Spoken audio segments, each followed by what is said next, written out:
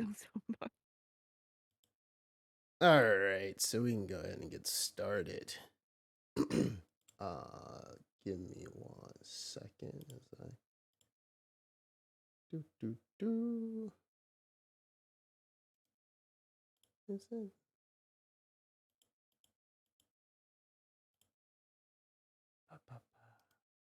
Oh, I got a support for. Oh, okay, sure, no problem. Wait, that is not the song I wanted to play.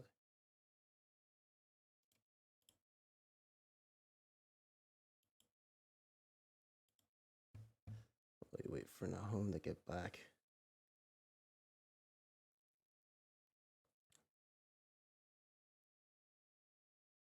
Hey, Soul, in all of your digging around in Foundry, have you come across any setting that would disable the pop-up text when you hover over something in like a character sheet or anything like that? Pop-up text? You know, like if you mouse over something and like say you mouse over armor class and then it pops up the little box that says armor class, natural armor. Do you not have that? It may be in a module that I have activated and I just haven't found the setting. Wait, so if you just cross your mouse over it, it goes to that menu? Not the menu, but it gives you a it's like a help text. Oh Like no, I don't have that. you don't have it? Okay, I'll have to track that down. It may be in a monk's thing. Oh. Yeah, like if I hover over like Aurelia's like AC versus 14, it just says configure armor. That's it. And remember, I'm also using your character sheets looks completely different too. Yeah. So I'm using a custom one. So I don't know if the normal one does that since an update or something. Okay, so here's the example. Like if you open up any of our character sheets and hover over, put your mouse pointer over the size, medium, and it pops Okay. up that box that says medium. Yeah, what about that? Have you That found a bother? way to either disable or shorten the lifespan of those boxes? Oh no, that bothers you?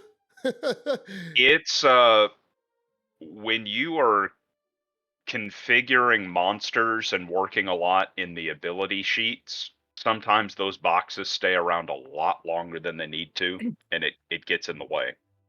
Oh, At they least don't it stay does up for long for me. me. They don't Yeah. stay up for me. They go away like once I I did see something familiar to that, but it wasn't that. It was something else that stays Yeah. up. And the weird thing is it seems to be a slightly different timing depending on Yeah, what field I'm hovering over. but So some eventually it goes field, away. yeah. So I was just curious. I was digging for that this morning as my rabbit hole, and Gotcha. yeah, because I was just adding some more custom NPCs and stuff to my compendiums, and yeah, that was driving me crazy. I think that is part of a new update or something. I don't know, like Yeah, it like must be. I'm thinking it's part of an update to the D&D module. The yeah. it's I'm kind not of sure why it's doing that, dude. annoying. I wish they had a setting to either disable that or customize its lifespan. Yeah, it does do Because that sometimes. if Yeah. I'm in an ability, if I'm making a new ability or feature and I hover over something like bulleted list, that Uh-huh. bulleted list pop up lasts for 2 seconds after my mouse goes away, That's weird. which is a little excessive. Yeah. Let me see if I'll let you know if it pops up this and I do see it, but I don't think it's on the skills, but I'll see. Yeah. I haven't come across a setting, but yeah, I'll keep my eye open too. But Gotcha. cool. All right, now who's Anyway, here? Yes, sir. All right. So in the last session, you guys cleared out Axholm, and as you guys were leaving Axholm, you guys found that the spirit who reached out to you guys was named Vildara, and she asked you guys a bunch of simple questions as she wanted to figure out where the cult of Talos is. Grizzly reluctantly did not give her any information, and she was about to do something to Zeno, but Zeno, he kind of just shrugged it off as like a muscle spasm, and she noticed that, and she was very in awe of that. And before she flew off, she pretty much told Grizzly to watch his back.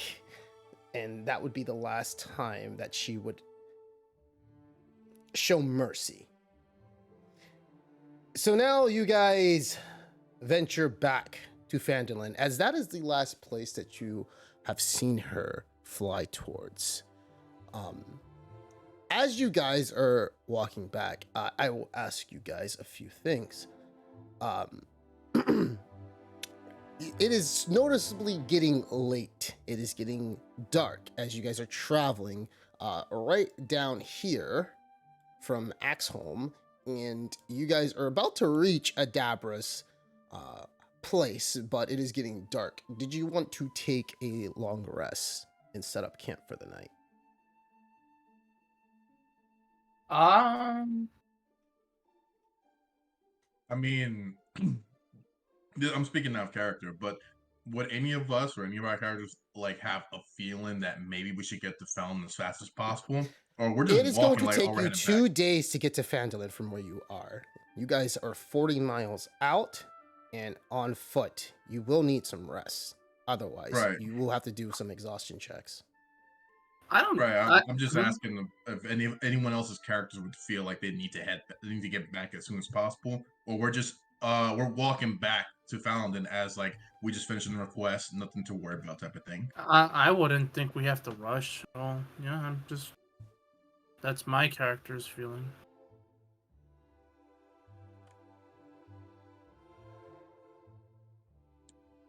Okay, I guess we'll rest. All right. Yeah, you guys see that- I'll grudgingly agree. I don't trust Vildara. But yeah. Okay. So you guys are gonna take a long rest. So as you guys are, before you guys hit that long rest button, as you guys are simply traveling around and it's nighttime, it gets a little dark, and you guys, while traveling when the sun's setting down, you see a fire in the woods, and as you guys do you guys want to get closer to it, or do you guys want to move away from it?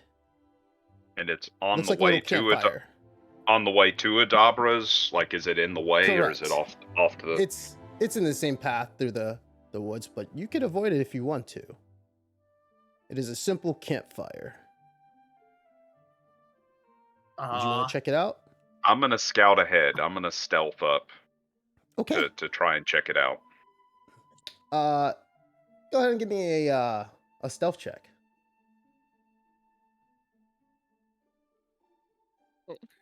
So It's gonna as you be get a one little of those closer, days.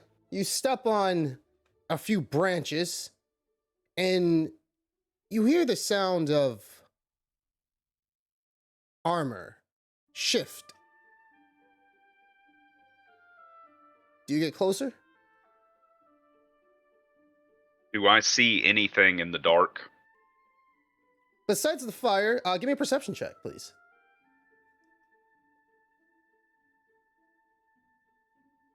God bless.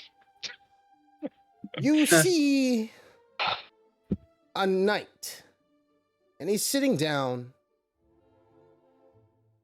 with a mug and a table. Does the knight have any kind of heraldry on his armor? Anything recognizable? He does not. It is a silver plated armor that you can see. It's and he's covered up from head to toe, and this is what he looks like. Give me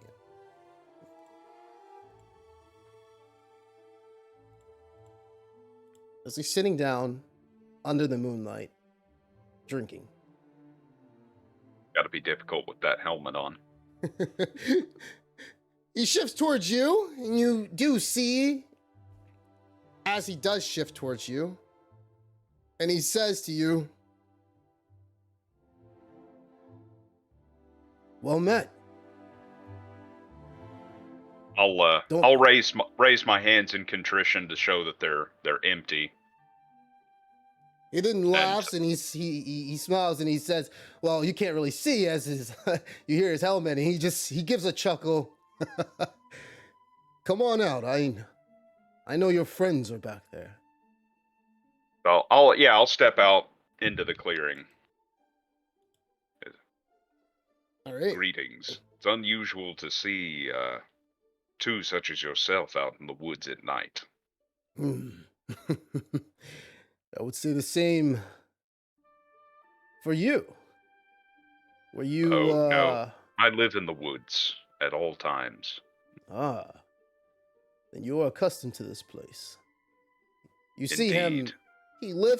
he turns to the side and he lifts up his helmet. And you can't really see his face. But give me a perception check. And this one's going to be tough. Because it's dark and... I got dark vision. All right. So, yeah, dark, that won't help. But yeah, you do see that some parts of his skin look gray. He puts his helmet back down as he goes to drink, and he turns to the side, turns back at you. Please, bring your companions out. Enjoy the fire. Do I notice anything about the monk with him? The monk? It's only him by himself. Oh, okay. I thought you said he was sitting with a monk. No. Yeah, a mug. Mug. Yeah. Okay, that makes a lot more sense. Yeah. All right. Yeah, Grizzly is seeing hallucinations. I'll let out a sharp whistle for the party, and whoever answers it, that's up to you guys. I'll come out. All right. I will as Nahum? well, and He said he do a needs a little moment. bow. Oh, he's still gone? Looks like it. Okay. By the way, I'm digging the new character portraits for Zeno and Chi-Chi's character. Yep. Updated those. Yeah, just Let's spotted see. those. Very cool. Yeah, I like Sandy's character looks like a Breath of Fire character, actually. He does. He does. Yeah. Let's see. All right, so I'm just gonna say Nahum does agree as well, and you guys all sit around, and we're gonna go to the map.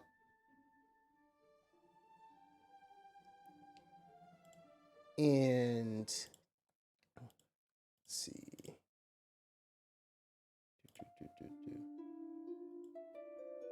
From the actual Neverwinter game itself. So he sits down and he lifts up a mug and he says to you all, "Would you guys like some tea?"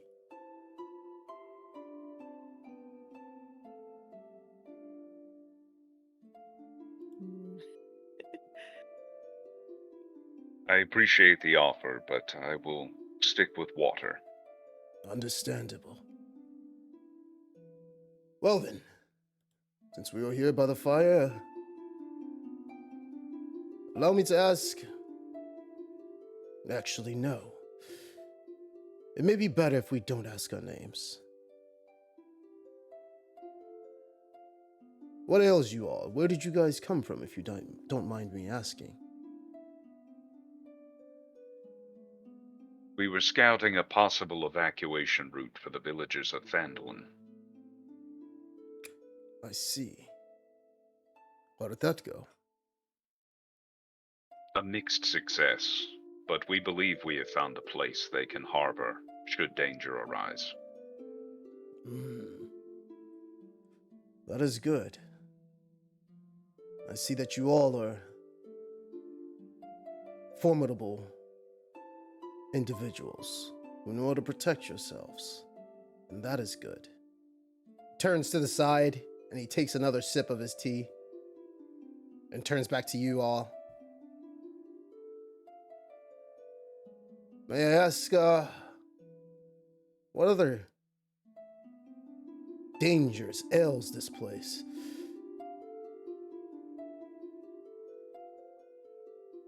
As you look, you can kind of see in the words that he's talking about, like when he says, he doesn't sound like he's from around this area.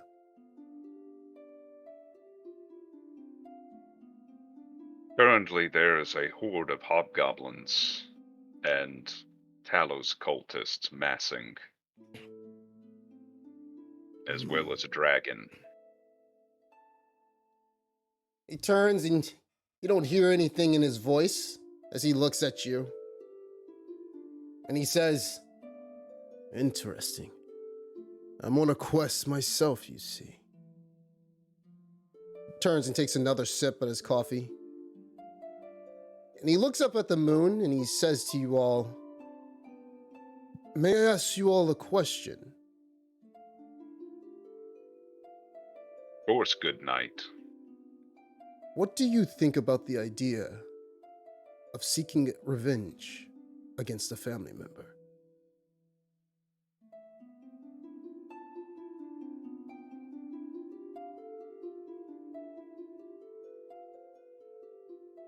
Anything at all? As one with no family left to speak of, I can't say. But I have had to do what was necessary, though some may blanch at my actions.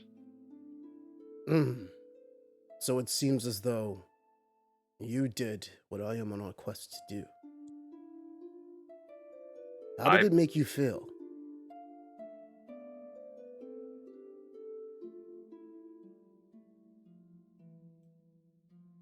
I will admit that there was both a sense of relief and shame, something that I will carry with me for the rest of my life. I see. May I ask, did this family member deserve it?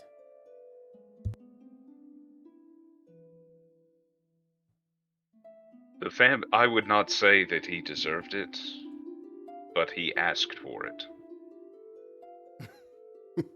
He gives out a loud chuckle as he looks down at his tea. He then shifts his helmet back at you and he says, I only ask because I am on a quest for revenge against my own brother. He looks up at the moon. He has committed unspeakable crimes against our family and our people. And I seek to put an end to his tyranny and tyranny. And what crimes has your brother committed? He turns to you. Ones that make him feel as though he's a ruler. Let us just say that he has committed atrocities that I cannot even speak of.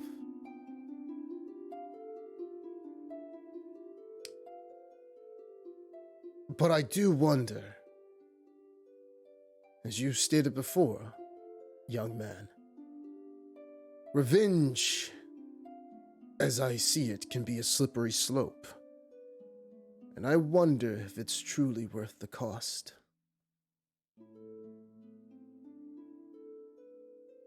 Tell me, will enacting revenge on your brother, will it prevent even greater atrocities in the future?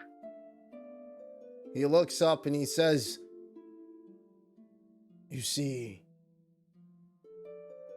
I acted too late if I were to kill my brother now, as he has gained and amassed a good amount of followers. If I kill him, I'm afraid that someone would probably take his place, and it would even be even worse. But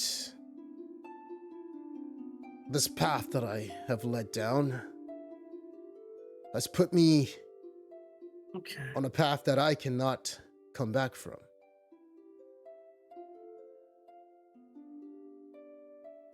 It is interesting to know that another man that I see here has done something such as that to a family member. Someone you grew up with, someone who you spent the rest of your life learning from, watching the river move, them teaching you how to carry a sword, carry a mallet, carry a maul, them giving you courage. And to put someone down like that, I don't know how much it would be to bear. Let me ask you, was your father a good man? Yes. And that's why he asked me to do what I had to do. He knew that if he were to continue living, others would then suffer as he does. Looks there was no- down. Oh, go ahead. Sorry. And there was no coming back I from see. where he was. I only wish my brother saw things as your father sees it.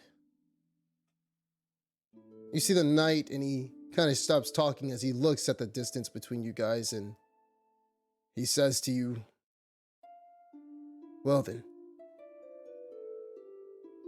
please, get some sleep. No one would be disturbing us tonight. And when you see him, he takes out a scroll, and you guys see, as he starts casting this scroll, a force field appear around all of you. Nahum and Aurelia, give me Arcana checks. All right. And when you guys see this, it looks like you guys are like in a bubble. It's not, you're not trapped, but you guys are in a bubble. And Aurelia, you know this spell to be Liamin's tiny hut. And with the spell, for 8 hours, no outside hostile entities can come inside this hut. You're able to sleep without having to worry about any monsters. Turn to the knight and be like, thank you, kind sir, for your protection tonight. We surely appreciate it after a harrowing experience. Young lady, do you mind if I ask you a question? Of course. Please go ahead. Are you a sun elf, perhaps? Well, typically I don't like to disclose my race, but seeing as how you've offered us such kind protection, I will let you know that yes, I am. I see.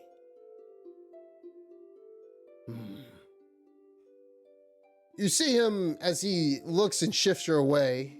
He then looks over at the campfire and he starts to chuckle. Fate has a way. And he drinks from the mug one more time as he turns to the side.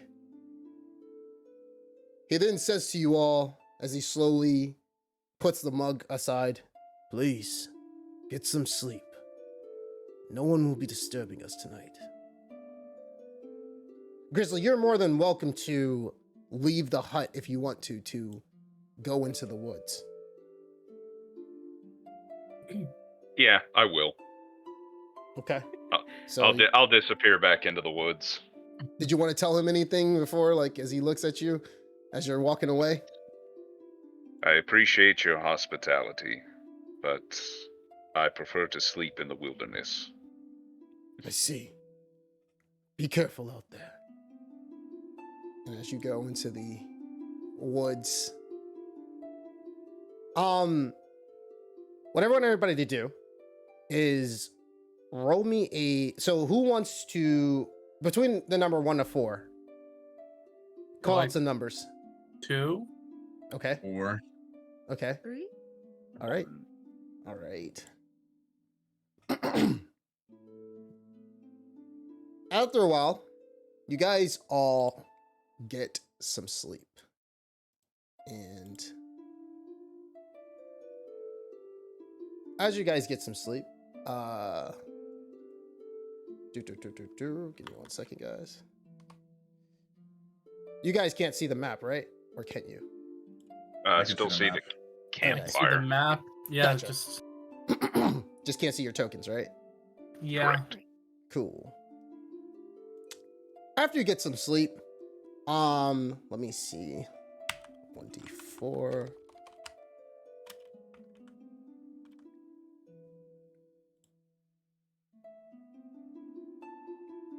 Who is it gonna?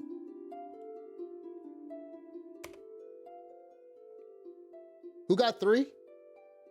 Me. Interesting. Okay.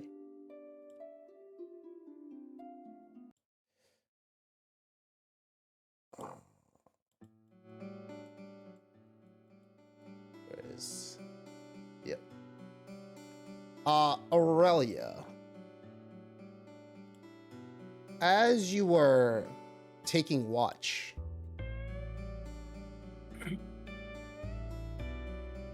one second.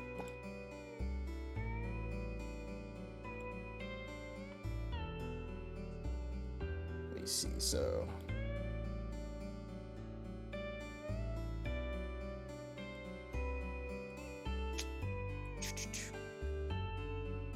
wait, not this song. Let's go with Lost Forest. Yeah, this one's better.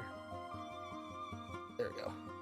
So, Aurelia, as you were taking watch, as you have slept for 4 hours, you know that it's supposed to be morning, from what you can tell. And as it's morning, you notice that the knight that you were looking at,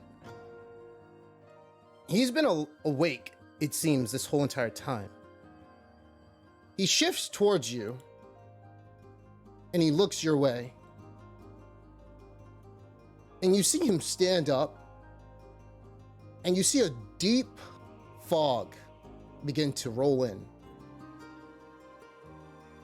The mist seems to creep in all sides, and it's thick and impenetrable, obscuring your vision, making it difficult to see a few feet in front of you.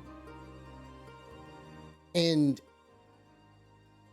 you catch the knight as he casts a spell, and he conjures a large horse and a large steed decorated with all the finest jewels a person would spend years to retrieve.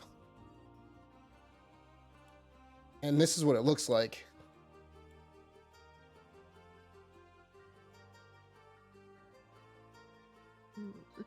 I be like, good sir, is are you heading out? He then looks your way, and he slowly forces his horse to move closer to you. He stops right in front of you on the side, and you see him holding a bag in his left hand. He walks over to you, and he says, "You know, sometimes I feel like fate is against us.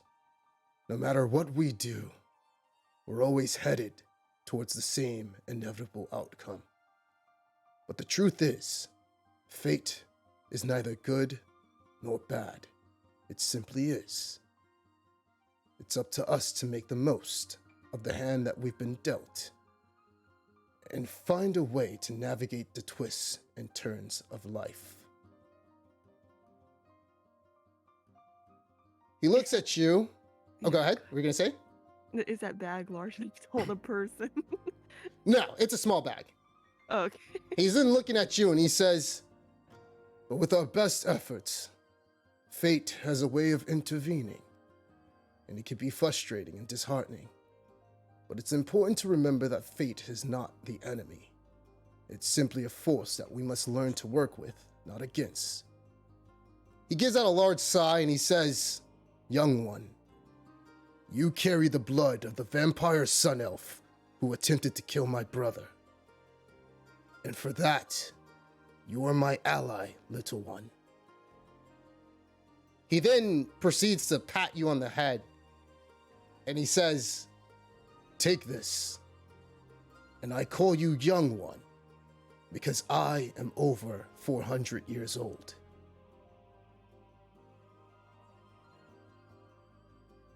I see, sir. And I take the bag that he's holding and giving to me, and I say, "You were acquainted with my sire then?" And Let us just say, oh, go ahead. Oh, I can't say to have met him before, but I have heard many great tales about his feat. Well, actually, Allura actually doesn't know yes. about her grandfather. Oh, So he sorry. just says, no, you're fine. So yeah, he looks and he Discordant says, knowledge. he says to you, "Your grandfather, I can tell that the blood runs through you. I can sense it from far away, as your grandfather was the one who brought me back to life." See, I had no idea that he was capable of such things, and I truly do hope that he brought you some solace in your journey. It's a very difficult one, to be certain. He looks down at this pendant and he says to you, "When I originally set up this camp, I did feel your presence in the area. However, I thought that you were the ones I was looking for, but my pendant has not glowed, and it says that you are not. I thank you for being ones that I can trust. I will say, if you continue to count on one another and think rationally, you will make it through. Be safe, young one." He begins to move his horse towards the fog, and you see him as he starts to fade out into the mist, and his figure becomes increasingly hazy until there's nothing more than a faint silhouette, and he disappears altogether. As he moves out, I'll call out, be like, "Good sir, thank you for your kind protection, and we hope to cross paths with you again, hopefully furthering your cause." And you hear a horse as it neighs in the distance.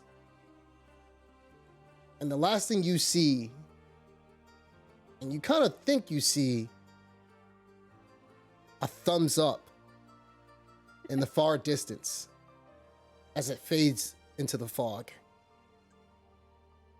You blink a few times trying to process what you saw. In the mist starts to swirl around, but you can't help but feel a little unease of the situation. But you also feel as though, because of how ominous it was, you can't help but feel the unease, but you feel as though that man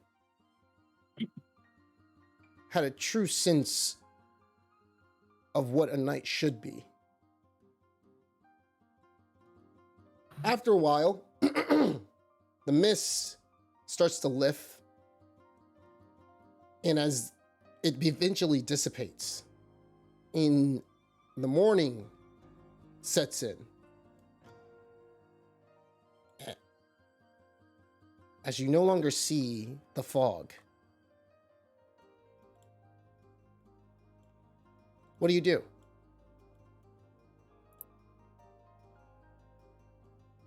I informed the others, the night before he left, he seemed to have cast some sort of spell of a obscuring fog. to protect us still, and he gave me this little bag. And have I looked inside it? Yeah. Did you want to look inside? Yeah.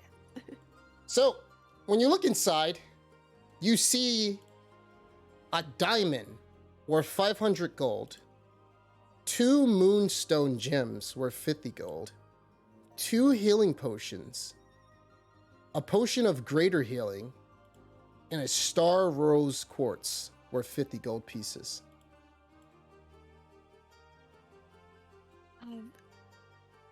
Even though, he handed it to me, personally, I feel that we should split it amongst the party, as, everyone has been protecting each other on this journey.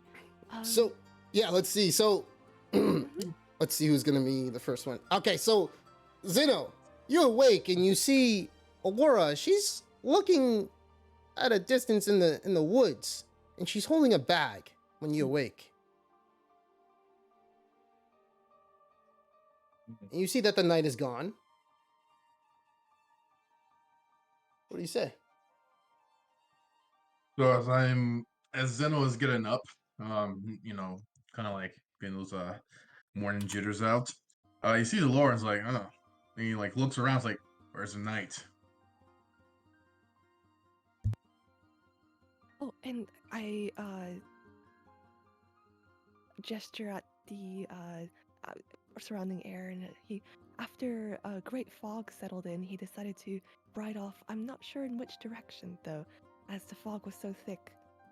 And then I see Laura holding a bag, and I was like, is that your bag? Did you have that before? He gave me this kind gift. He said that his brother had been the enemy of my grandfather, and therefore considered me an ally. I had, I wish I knew more about my lineage, but I suppose he sees us as allies, and if we do cross paths again. Well, it's good to know that if we have somebody as strong as him on our side, we'll be all right. And I get curious, and I ask Laura, what's in the bag? Oh, it's a selection of valuable gemstones, and I do believe that he meant for us to split it all together, as you all have been protecting me. Well, I'm not gonna turn down a gift if given, but you should probably take the more valuable things. It was meant for you. Or we could, not certain how much value holding on to these gems would have, but we could probably sell them and split the cost. I have quite a bit of savings at home thanks to my merchant days, but definitely this adventure is all of us. Quick question, Marcellus. Would Zeno know about how useful diamonds can be used for like spell casting? I was gonna say that. Oh, whoops.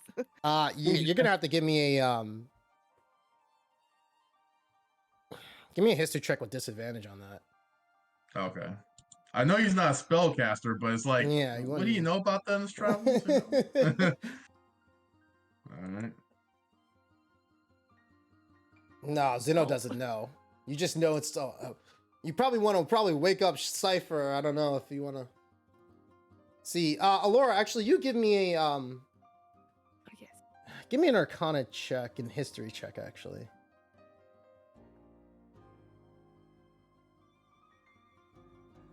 From what you've realized in your past of your travels, you've heard of clerics being able to use diamonds as they break apart the material components and form it into a dust to revive people back to life. Right. Since we're going to be in unquestionable peril, as the cult of the dragon sets in, maybe we should hold on to the diamond at least. But the other gemstones can fetch a pretty penny. Zeno's confused, like, why are you holding on to a diamond? It's worth a lot. We could just sell it.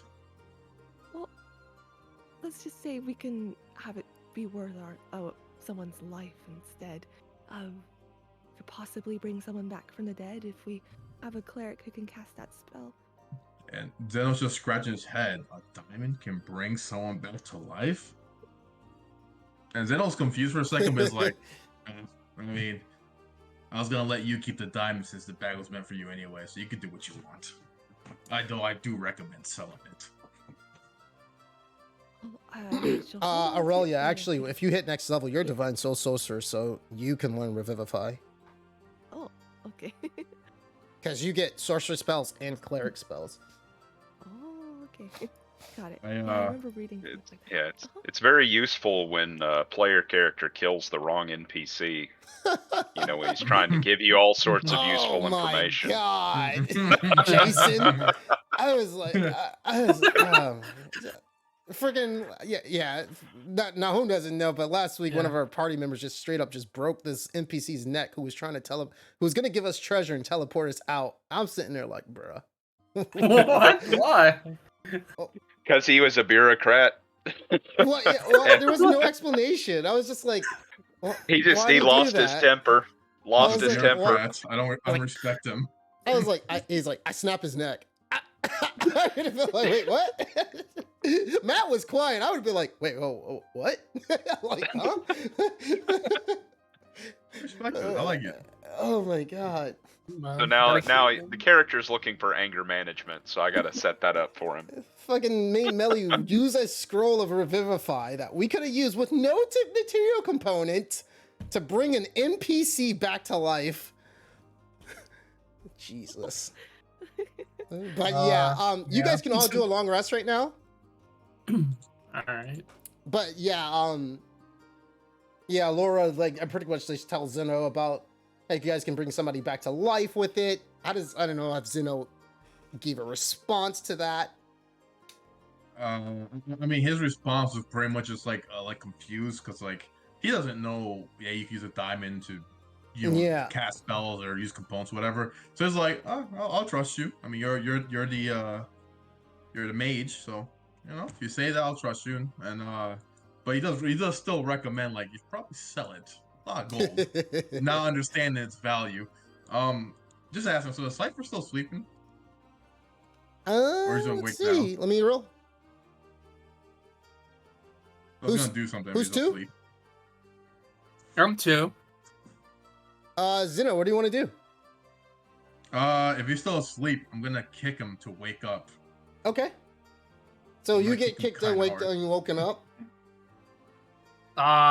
As I get kicked, woken up, I'm like, started like, ugh, what's going on? What happened? Ugh. And like, I try to like grab my sword, like I think I'm getting attacked. It's like, get up, you lazy bum. We're getting ready to head out. What the hell? Why'd you even kick me? Oh, I needed to wake you up. Cypher's kind of annoyed. Like, should I just kick you whenever you're sleeping? Sure, but I don't think it would hurt that much. Cypher just grumbles and just like starts getting ready. All right. After a while, you guys see a silhouette of a man start walking out of the woods, and it is Grizzly. I Nice. raise my hand and Nice. wave at Grizzly. I see the night left at the break of day. Yes. Did he pass by where you were in the woods at all, or were you woken up by him? No, I did not see him leave. I see.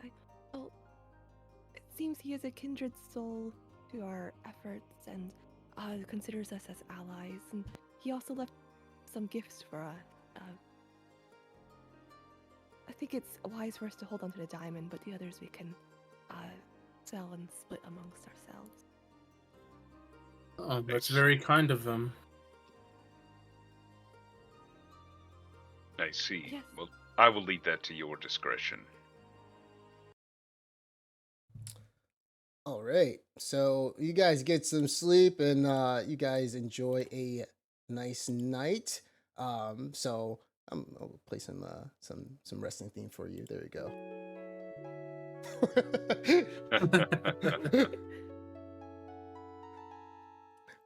So as you guys awake and you guys get ready to set out, we're gonna go back to the world map. It is still brisk and early in the morning, and you guys are walking back to Phandalin. And as you guys are walking back, Grizzly, roll me a 1d10, please. Right. Let's see. Is it gonna be the dragon again? Oh God. Let me see. Give me 1 second. Let me see what that is. Oh shit! You guys are next to the. Ooh. You're welcome, everybody. Oh shit! Fucked us again, Matt. You doomed us. Okay. Give me a. This is my life as a hero.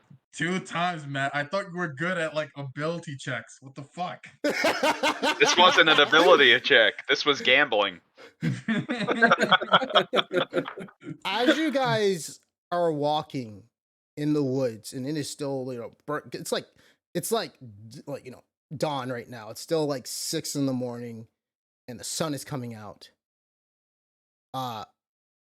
Zeno, you see a familiar face, and you see a woman with brown hair as she is alongside of the river, bleeding out.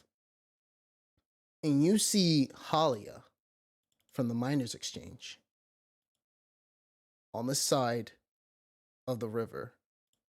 And we're going to go to the map. Let me know when you guys are there.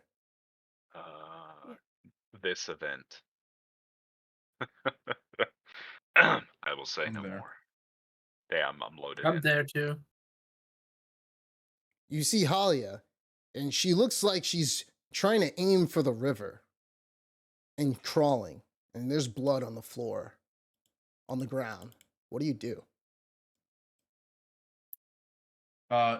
Zeno is gonna yell out to Halia and see if she's able to respond or knows him. She looks up and she screams out to you. Zeno, get out of here! She's clutching her chest, it seems like, as she's crawling. And you see members of the Cult of the Dragon appear. And they're walking along the road. And they're slowly walking to her. What do you do? Zeno is gonna run up to her to see if he can save her. All right, you could do a full dash. Does anybody else want to run at this point? I will draw my bow and take up a stance in the rocks. All right, Sin, you are allowed to run 120 feet at this very moment. So you're gonna have to go through you're gonna have to go through here, through this way, and all around. Okay. So That's what we're gonna ask. yes. All right.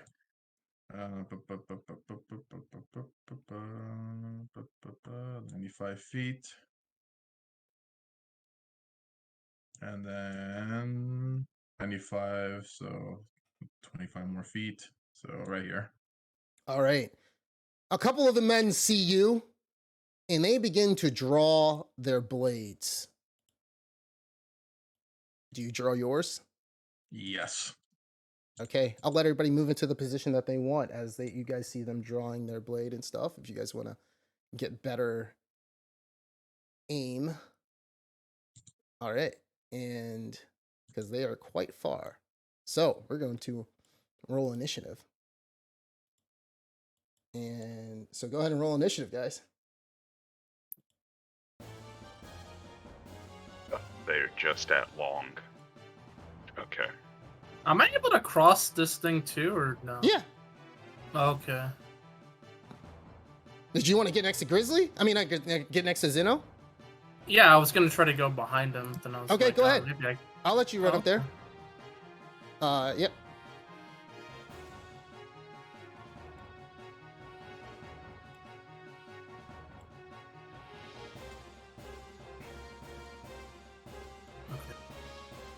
Okay, roll initiative for me, Nahum. Mm-hmm. All right, let's go ahead and start the fight. So let me hang on a second. Let me move this thing out the way. All right, Zeno, you're up first. First thing Venom's gonna do is he's gonna rage at the sight of seeing her bloodied and possibly by the cultists. So he's Okay. already upset. So let me target myself.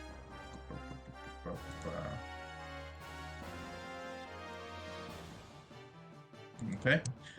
And then he is going to move towards her. He's actually going to dash and go towards her. I guess there. So 55 feet, and he's gonna stand right in front, and he's gonna try to I mean, I You don't can't know about grab her roll if that's what perception. you're trying to do. No, not grab her. I know I can't grab her. It's an action. I was gonna ask her, do I have to roll perception check to see how bloody she is? Like, is she like looking worse for wear? Like how she's looking? Give me a medicine check for that, please. Okay.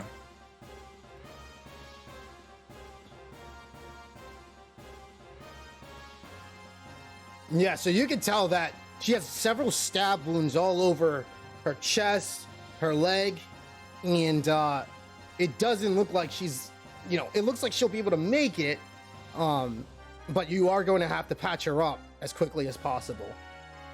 Okay. And I look at Holly and I'm like, listen, I'm here. And then I look at her and I see everything's gonna be fine. Just stay right here when I get you out.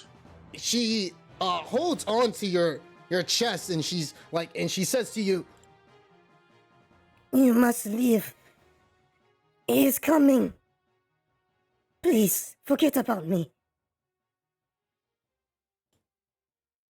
And then I say, and then I kind of look back and I say, it's fine. I wouldn't leave someone I know behind like this. all right. Anything else in your turn? Nope. That is all I can do. All right, Cypher, you're up. All right. I'm gonna go and activate my blade song. All right.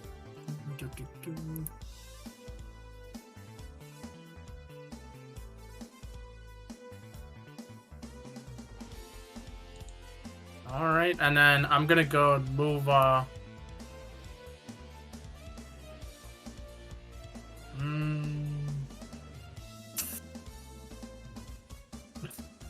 I'm gonna go right next to Zeta, Okay.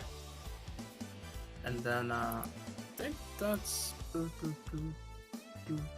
I'm just gonna stay here. Yep, that's my turn. You can attack, I mean, I got a could go back cantrip. up and. You got a cantrip. Well, for 5. I mean, no. I'm Well, not gonna Frost do can hit anything. the guys. Yeah, no, I'm not gonna do it. Okay. Like, I'm just going like to Zeno, just kind of like be here, check up Well, what's did going you on want here to too. dodge? Because your No. action is not used right now. Yeah, I'll put myself in a dodging stance. Okay. That's smart. I thought they'd probably just focus on him, right? But, Okay. So Grizzly, you're up.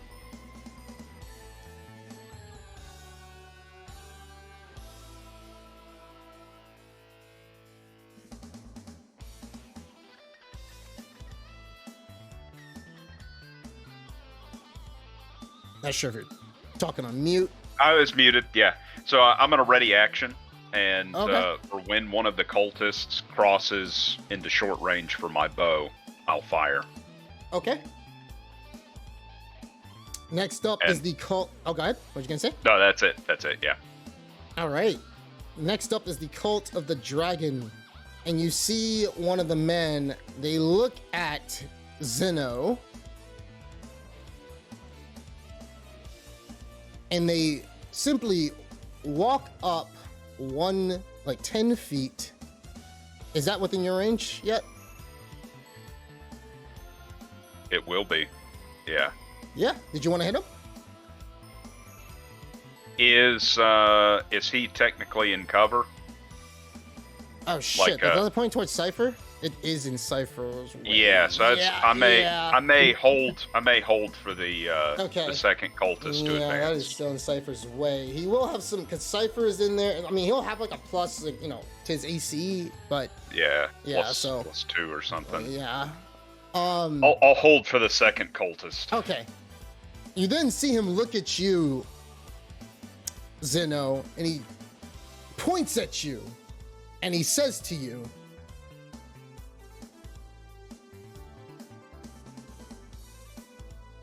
"Why do you protect that woman?"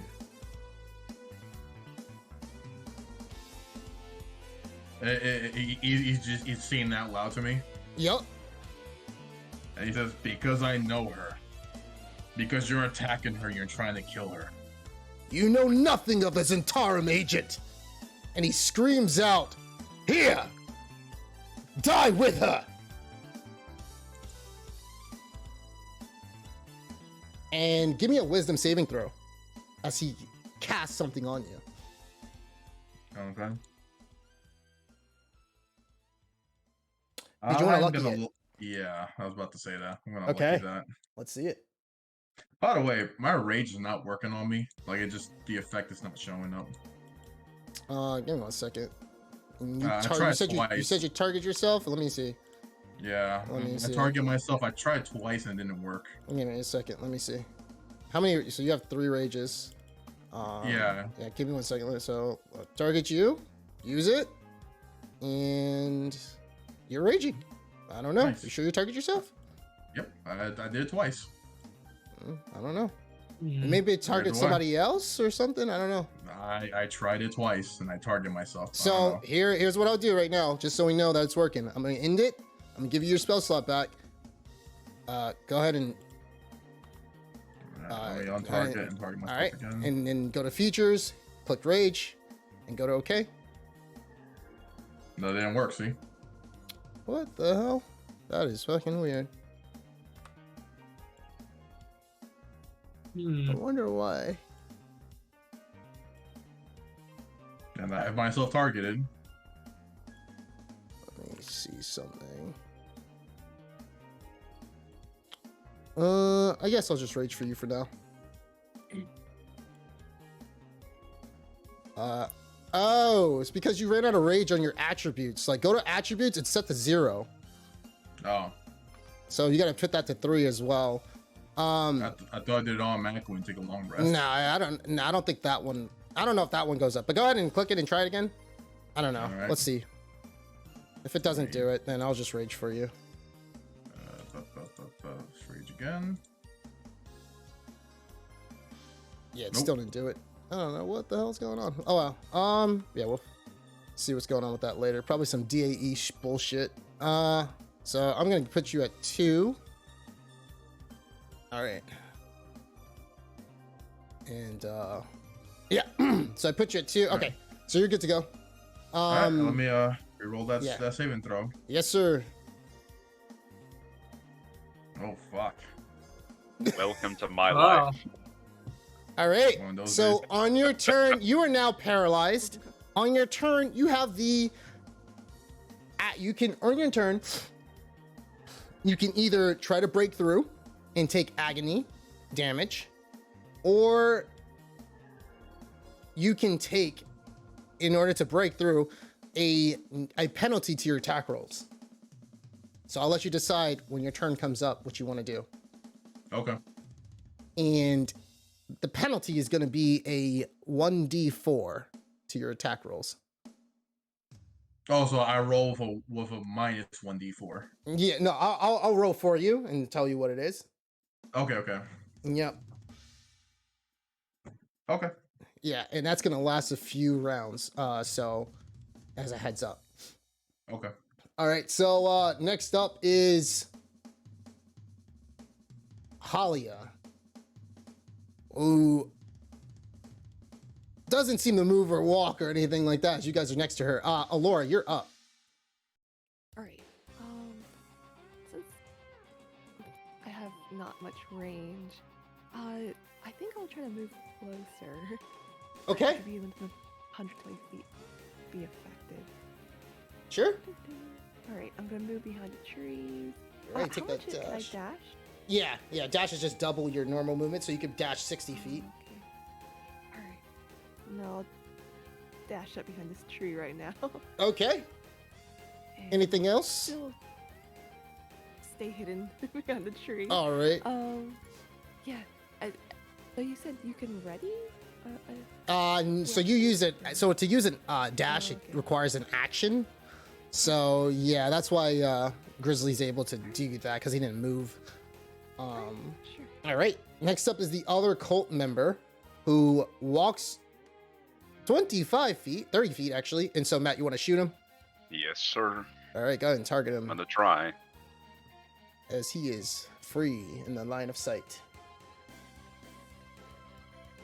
Oh, God damn it. ugh. Continuing the streak. I like it.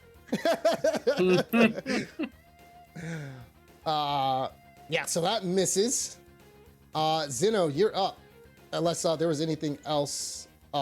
He's still actually you're not up. He hasn't gone and done his turn yet. Not Zeno, yet. you said he looks at Cypher. And Cypher, give me a wisdom saving throw. All right.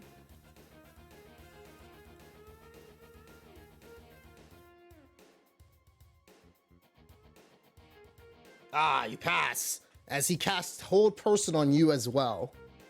And you manage to break through with sheer will. All right, next up is Zeno. You're up. Did you want to break out of it? Yes, I'm gonna take the 1d4 to my attack rolls. Okay. Give it a second. Let's see what that's gonna be. And that is a 4. So you take a That's negative one. 4 to your attack rolls. Nice. That's all right. Missing isn't so bad. Yeah. Uh-huh. All right, so I can fully move now, right? Yes. And it's Okay. gonna be for. Give me 1 second. Let me see how many rounds. 2 rounds. Okay. I'm going to pick up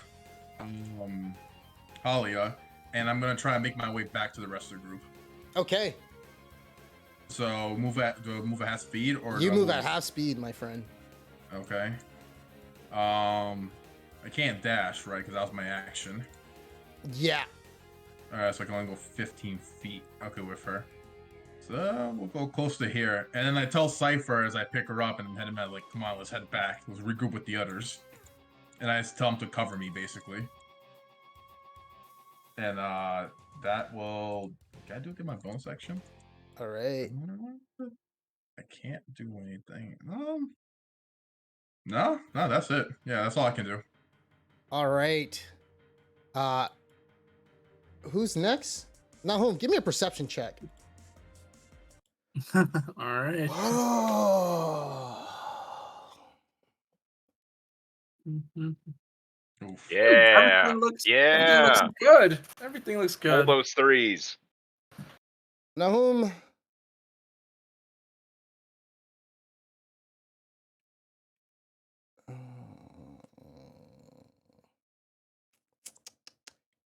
Let's see what you get. You got a Threes 6, for new right? 20. Yeah. You're not sure what, but Zeno, you give me a perception check as well. I want to see if you guys are surprised. Okay.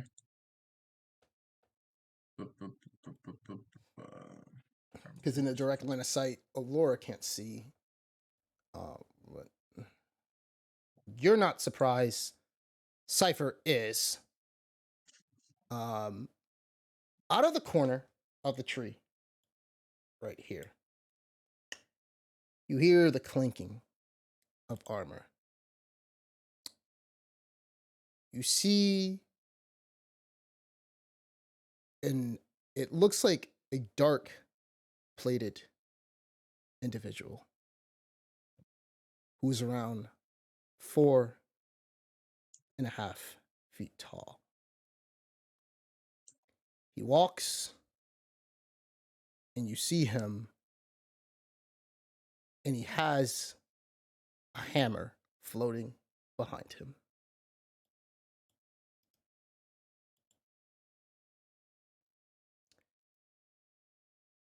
When you see this man, he's carrying a familiar warhammer, which he holds at ease despite his weight. As he moves through the forest, his heavy footfall steps echo through the trees, and the very ground begins to shake beneath his weight. Give me a perception check with advantage. All of us, or All of us? Cypher and Zeno. okay.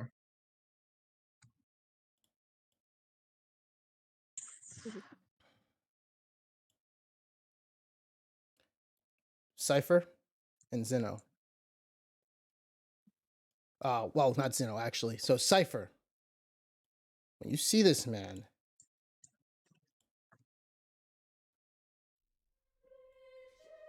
without a doubt, from his uncanny appearance, you know that it is none other than Beadric.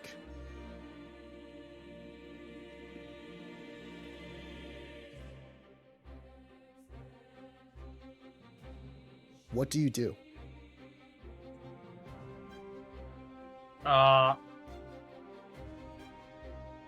character is just sort of like shocked, like he just says, "No way, Eric?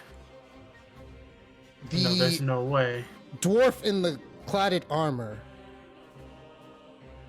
just gives off a loud roar.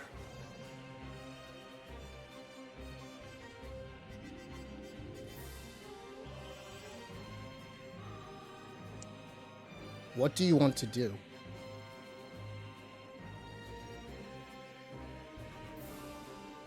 All of us or just me?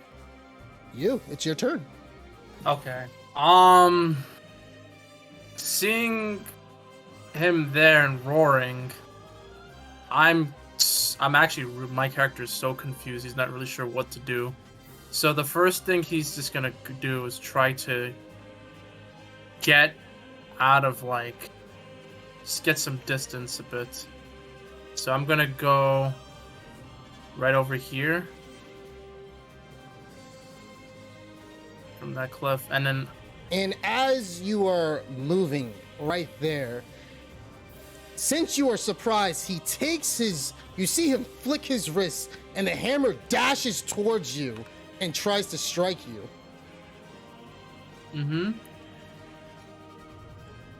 And it misses, rolling a 14.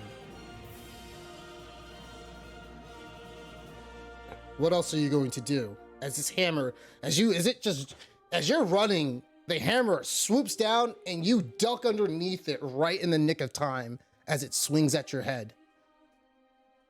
after seeing him attack me, I just go and I say, "No, I gotta focus. There's no way it could be him. Like, I just don't believe it. Like, so I'm actually gonna use Fire Ray of Frost at him. Okay.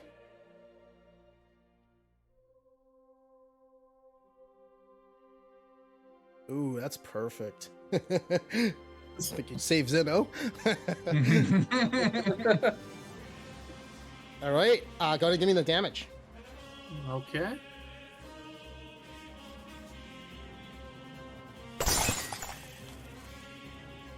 Nice. He takes 5 points of damage as frost starts to build around his legs, hindering his movement. Whoops, that is not the... the mall got attacked. Wrong person. All right. This hurt me more. What than else are it you gonna hurt do? you. I still have a little bit of movement left, so I'm actually gonna. You know what? I'm gonna just go with just 40. I'm not gonna go too far. I'm gonna end up right here. Okay. Next up is actually the knight. Well, the man in the cladded armor, as he can only move 15 feet, because dwarves only move 25.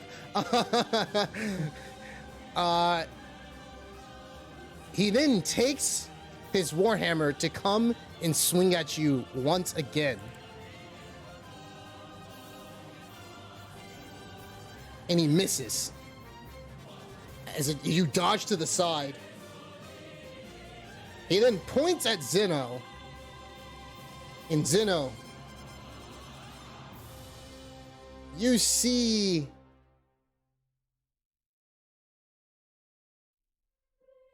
actually, does this have range on it? No. You see him, he looks and he takes his fist and he plunges it into his armor. And it looks like it looks like an aura as his hand is actually through his armor right now. And you see a visible white light start to form around him.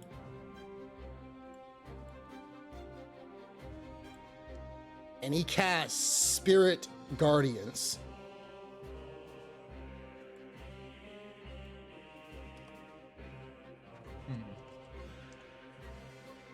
You can tell. Well, actually, Safer, give me a Arcana check. Okay.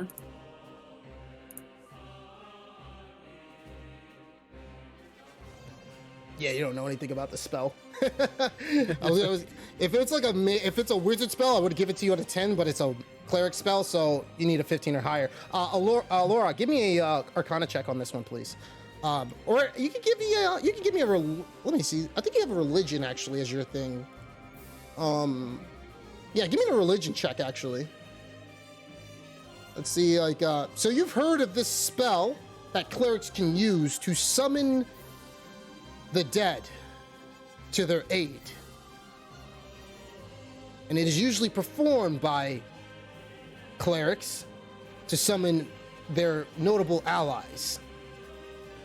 You know that this spell, if an enemy were to go inside of it, the spirits would rupture through the enemy, dealing damage to them if they go within that circle. Once I see it, I'll be like, everyone, keep your distance. We cannot approach him, or else those emotes will harm us. See Sandy. Nice. Measuring that distance. my man is like, yo, he's strategizing over here. Sandy know what it's like. I mean, Zeno doesn't. Oh yeah, Dad will never remember. His dad did some work. All right. And that is that is the end of his turn. Grizzly, it is now your turn. Right. Let's see if this other cultist is in cover from Halia. Halia's like perched up on Zeno. They're technically Yeah, the okay, same all right. thing, so you're good. All right. Yeah, I'll fire off another shot at him. Okay. So I got him targeted. And that's gonna be a hit. And he's uninjured, correct? Correct. All right, so 11. that's going to be 11. Okay. And I'm going to go ahead and mark him as a favored foe. Okay. And he'll take an additional 1 point of damage. Okay.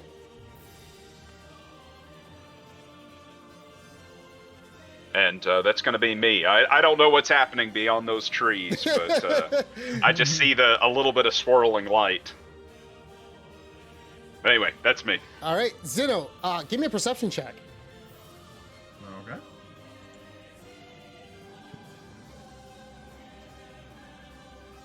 As you're looking towards the... Oh, shit, you don't know anything. Of course I don't.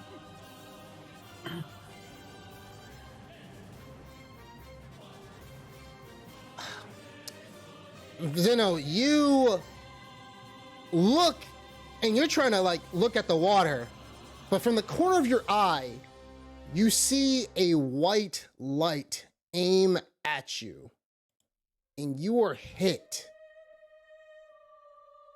with a magic missile. Oh boy. Do And you can I see who fired that? yeah, give me a perception check. Okay.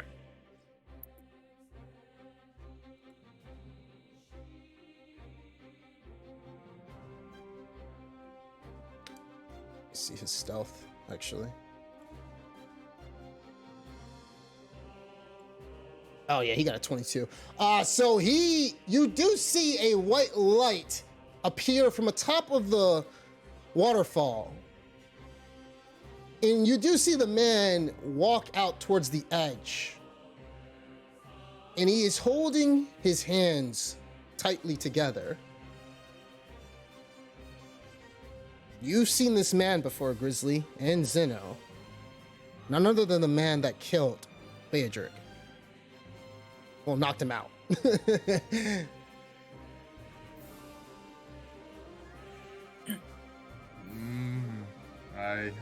Me and Cypher recognize this person. Yeah, Very Cypher can't clearly. see. He's behind a tree. Oh, he can't see it. Okay. Yeah. I tell Cypher, looks like the cult leader appeared. What? Really? You can't see him, but he's at the top of the waterfall. Zeno, you take half damage from the magic missile that shot you as you are raging. Yep. And you take 8 points of force damage. Okay. Oh fuck. Wait. No, man, yeah, I'm at 8 hit points for. I'm like, no. No. All right, and he is. Give me 1 second. So let me get these initiatives right with these guys. So, because they are in between. Fucked up. 1 second. Let me re-roll them. Some bullshit happened. They're in between. So he's in between Cypher.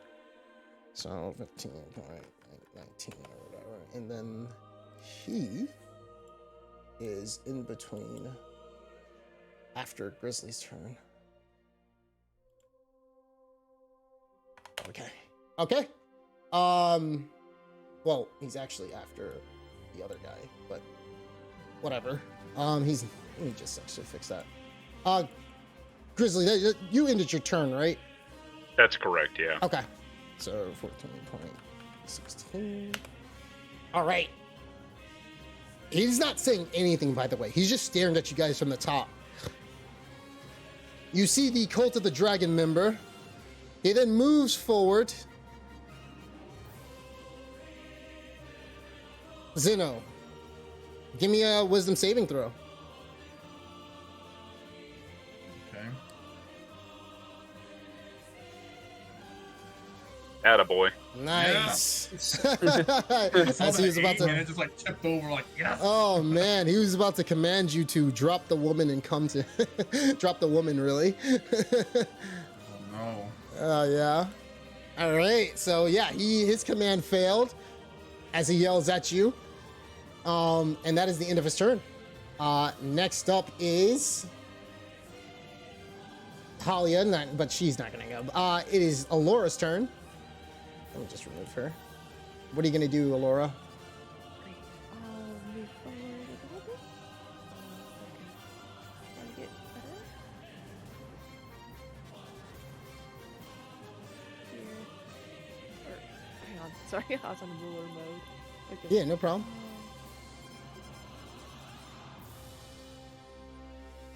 Still keep my distance a little bit. Okay. All All right. right. And then I will let's see. I can't. He's not a medium or smaller creature. He is. so He's I a medium can't blow creature. him back. He's a medium creature. Okay. Yeah. Would it be useful if I blew him back a bit so that there Sure. would be a path? Absolutely. That's some smart thinking. Okay. Gonna use Gust. Yeah. It's tab or T for target. Okay. T. Right? It is a what's it called? So you don't need to target him. It's a area of effect. So let me make sure if that it shows up. Give me 1 second. Let me see. So you're gonna blast it right at him, right? Right. Yeah. So as you blast it, give me 1 second. Let me put it on. It is how far does it extend? It looks Oh, so you can just blast it right in front of them, actually. okay. Yeah, because it's a gust, so yeah, you can just blast it right in front of them. Give me 1 second. Let me look at the. Let me put the thing in there. It is a line, and it is gonna be, let's say, like 20 feet. Okay. Go ahead and let me see something. Yeah. Go ahead and click on him. Click on a gust now, and then like you could use and rotate the line and put it right in front of him.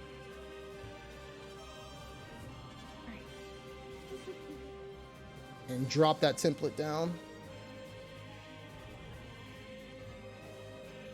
And he is going to have to make a strength saving throw. Oh, which he passes. Oh, no. Attaboy, Beradrick.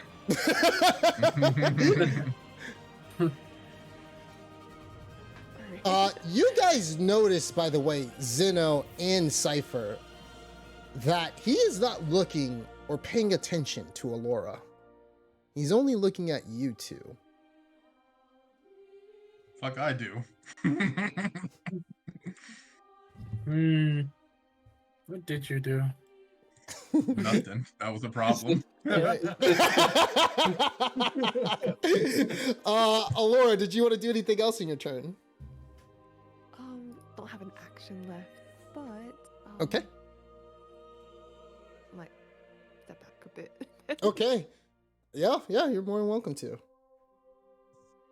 All right, next up is the Cult of the Dragon Follower, who makes a full dash towards Zeno.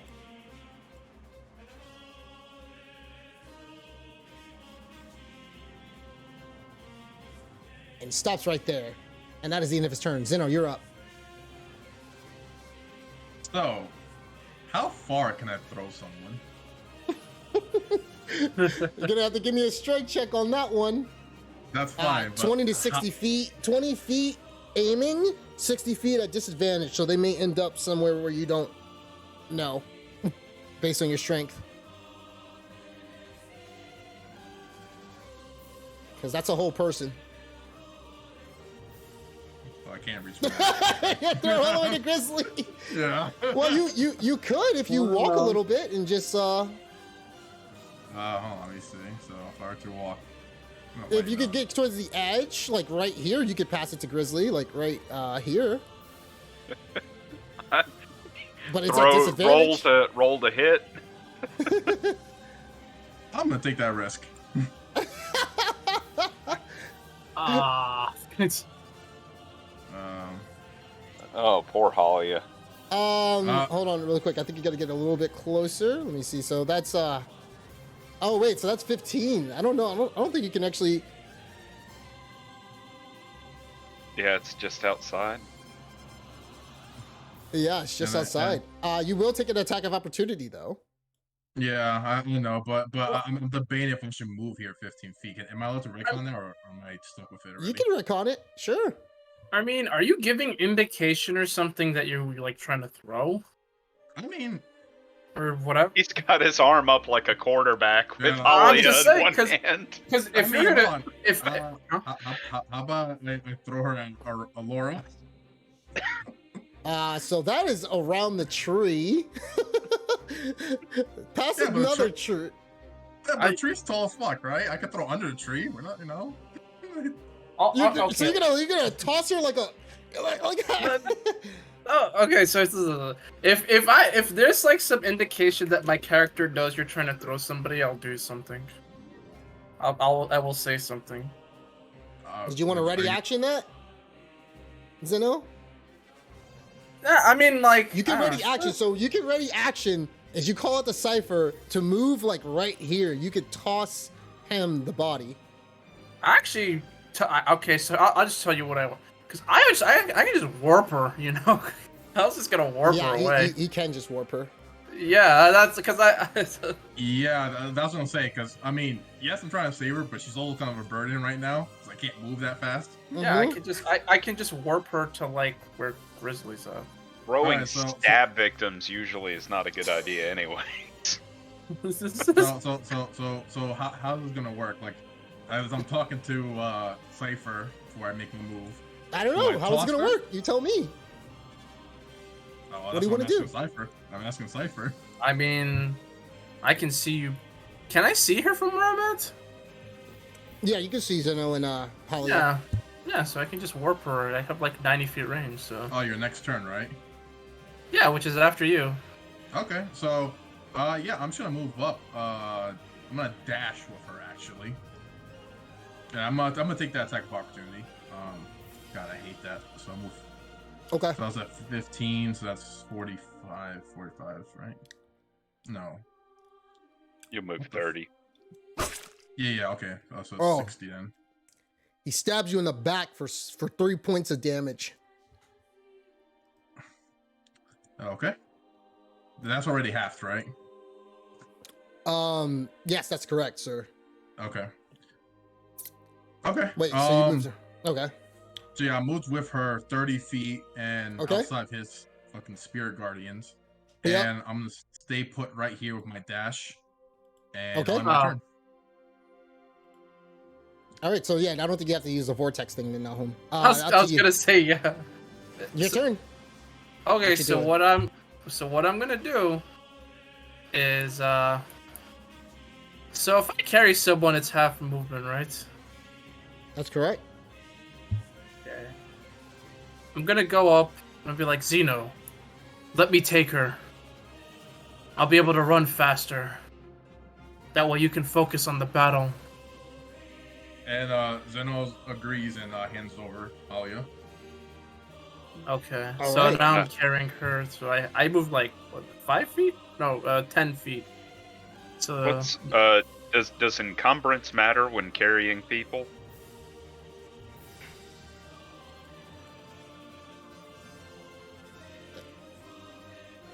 Yes, and the thing is, actually, Nahum, you are right next to the edge of your weight limit. oh yeah, you're right. Yeah. Holy shit. I mean, how much?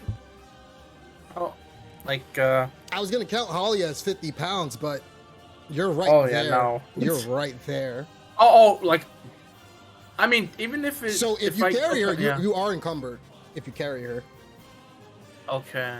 I could just scoop her up from you when I run past you.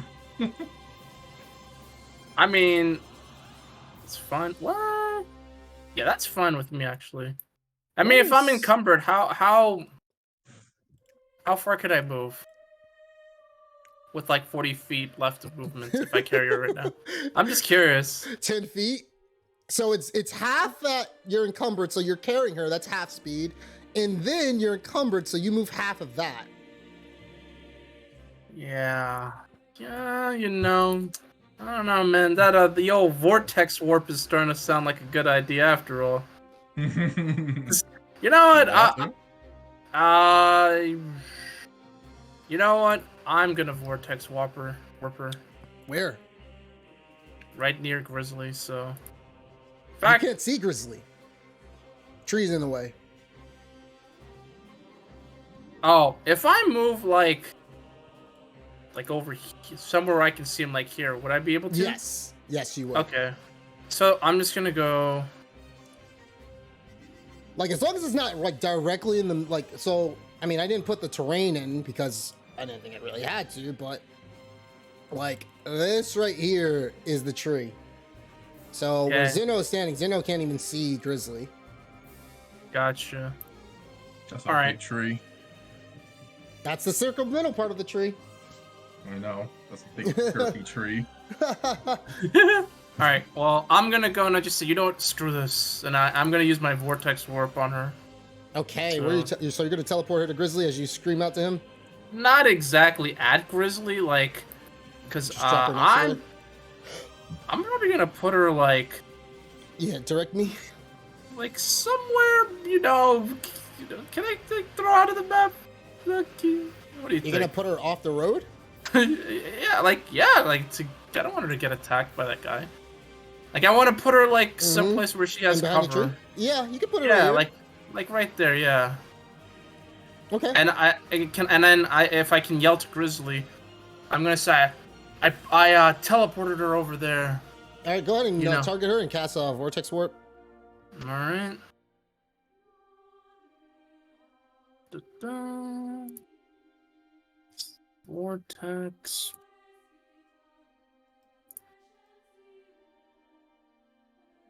All right. She then teleports directly over to the location that you need her to be. Yep. Give me 1 second. Yeah, from where you are. Yeah, because that's like 90 feet. Yep. Okay. Okay. And then after that, yeah, that's it. I just kind of say like, all right, now we can focus. Let's check these guys out quickly. Okay. You do see Beatrick, and he starts walking. He's no longer encumbered by your ray of frost, and he starts walking. And he moves into right at the edge. He doesn't hit Laura, but right there. So, not Cypher, Zeno. What I need from you is a wisdom saving throw. Okay.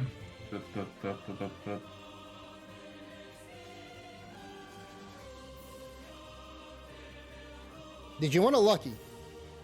Yes. Okay.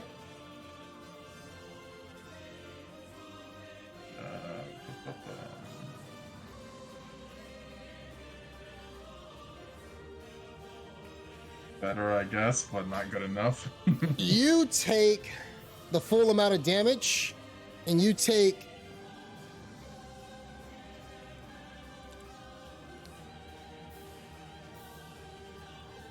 five necrotic damage, and that's half. Okay. He then conjures that floating hammer to fly next to you, and he attacks you with it.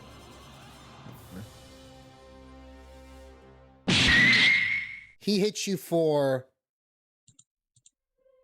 that is force damage. Yep. He hits you for 7 points of damage. Already half? 36. That's already half.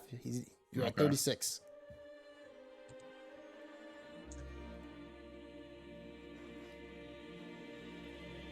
And that is the end of his turn.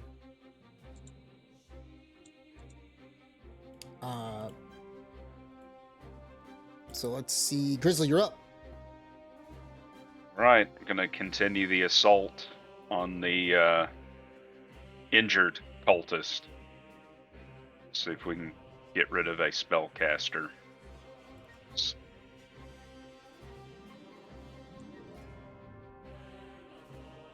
All That's a hit. right. So that's gonna be 15 plus the 16 total damage. Nice. And you see him step a little bit backwards as blood starts to gush out of his shoulder, and he starts breathing heavily. Anything else in your turn? No, that'll be it. All right. Next up is the man on the ledge. He looks at you, Grizzly, and he holds out his hand, but he realizes that 20 feet is right here. Like 120 feet is right here. And he knows that his spell can't hit you, as you are right there on the mark. That's hilarious. You're like right there. Yeah. He then simply puts his hands back into position and continues to look onward, not taking any further action.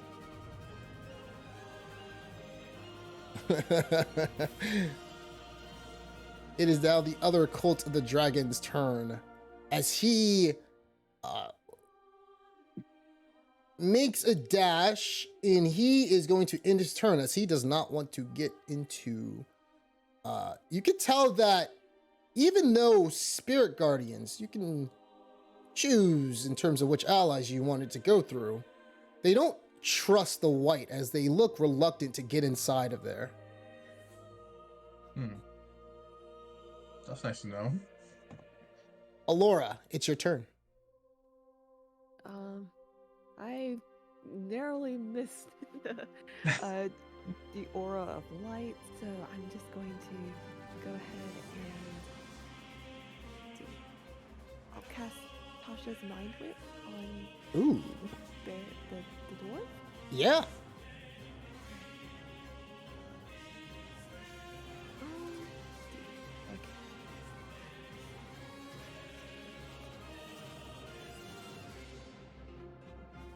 It's an intelligence save, I believe. Yeah. Let's see what he gets. Come on, Baratrick, you got He this. He got a 2. Matt's like, yeah, win. Roll the damage, please. I have a lot of conflicting emotions about this fight.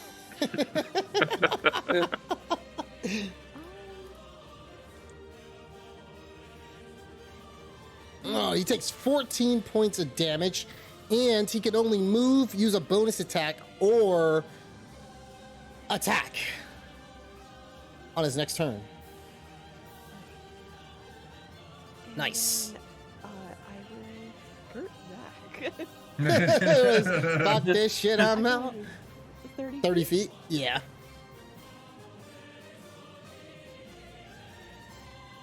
All right.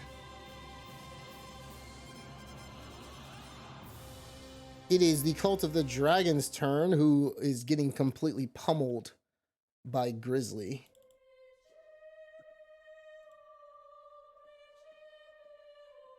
Oh.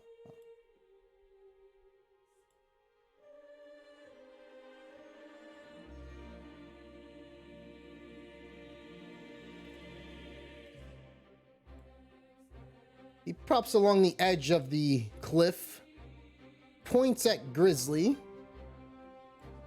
Grizzly, give me a wisdom saving throw. Oh, not this again.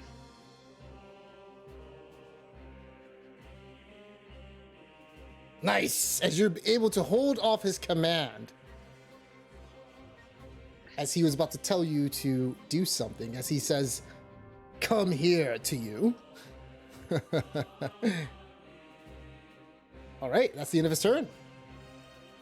Next up is Zeno. All right. I am gonna hightail it out of there. As soon as I don't have this woman on me who burdens me, I'm gonna hightail it. Okay. So I got the damage out of the way when he casted it, but usually on your first turn, you're supposed to roll the damage, but you already taken the damage, so you're good to go from the Spirit Guardians. I'm gonna dash, by the way, so I'm gonna go 30 feet here, and then I'm gonna dash and go another 30 feet. Zeno heard Cypher, yeah, so we could take this guy out. Zeno said, "Fuck that shit." A little bit. Wait, yeah, hold on. Yourself Wait, what? on that What? bridge. I was What'd gonna you say, this bridge is not a stable bridge, is it? Oh no, that's sorry, yeah, that's I let you guys do that. Yeah, that's actually gonna be like it's not. Yeah, it's half speed at that point. Oh, okay. Well, I moved 30 feet, so at that point,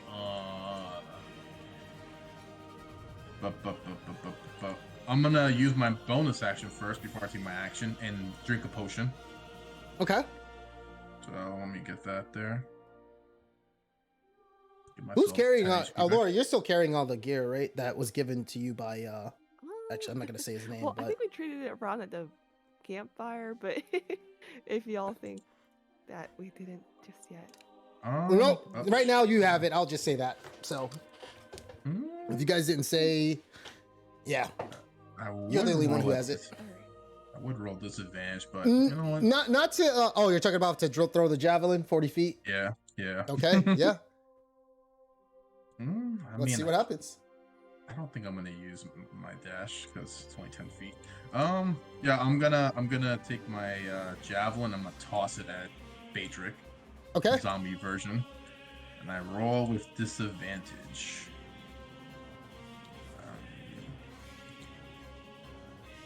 I've had hit people before like this.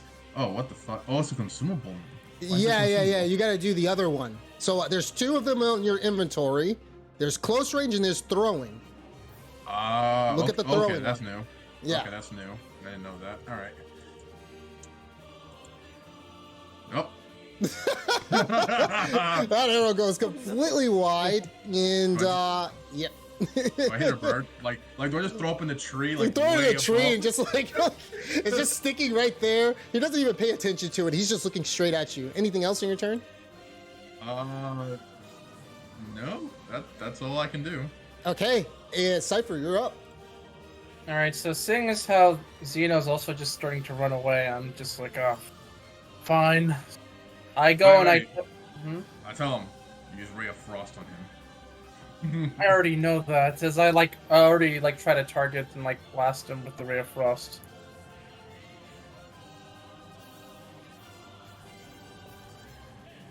He's like, Cypher's like, I know, and he's already conjuring this ice. Oh shit! Oh man, he takes 16 points of cold damage. Nice. Please describe to me that hit actually. As you're talking to Zeno. As I'm incredibly frustrated, I just go, I know, and then I just fire out the blast at him with at Badric and irritation, as I'm Nice. can't believe it's actually Badric. So on his turn, he does take a. Are you gonna end your turn? Where are you moving? You're staying there? Oh What you doing? no. I'm gonna try to just let's see. So it's up to here. I'm gonna move from. Yep. 20. Let's. All right. And then this path is. We're all stuck on this side. I mean. Okay, so I could only go. Yep, half. That's- So I Yes, got sir. 50 feet, so 15. Could go here, but. Use 20. Yeah, 15. Yep.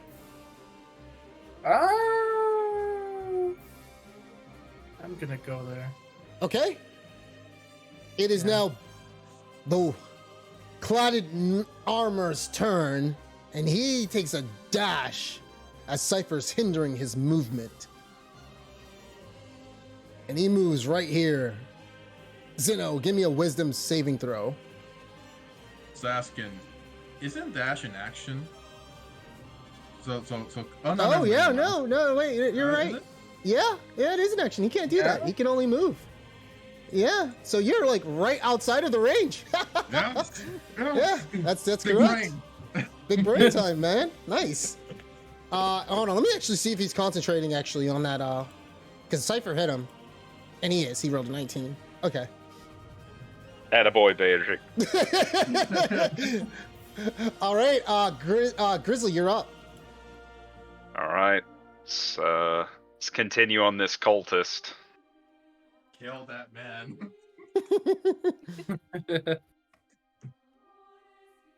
Oh, I think this is a kill actually. Yeah. Describe the killing blow. So, basically, right after the cultist tried to speak his command phrase, I put an arrow through his throat. He gurgles and kind of slumps to the ground. Nice. He falls back dead.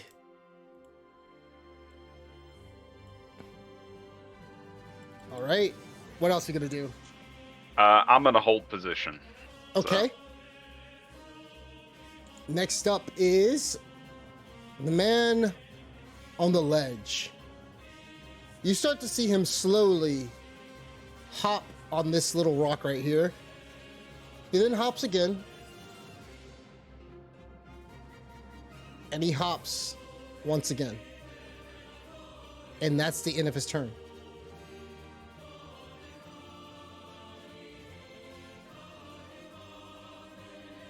And you see him about to aim at you, Grizzly.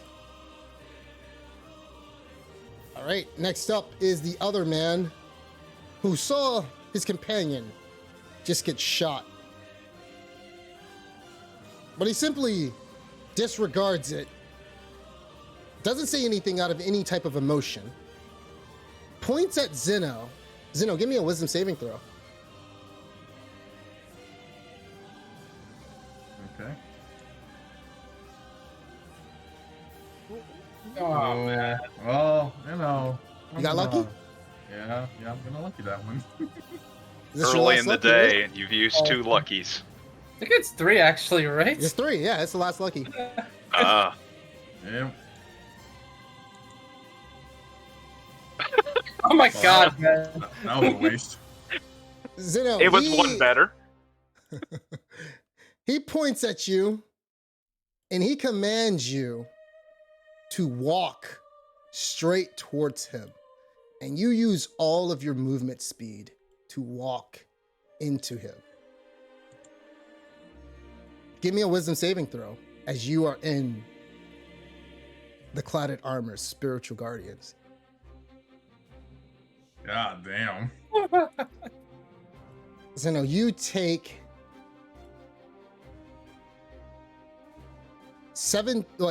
half damage. So you take 8 points of necrotic damage. Okay.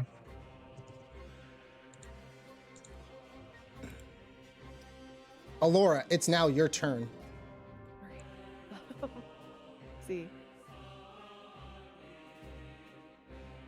I'll cast Tasha's Mind Whip on the shadowy dwarf. I don't know him.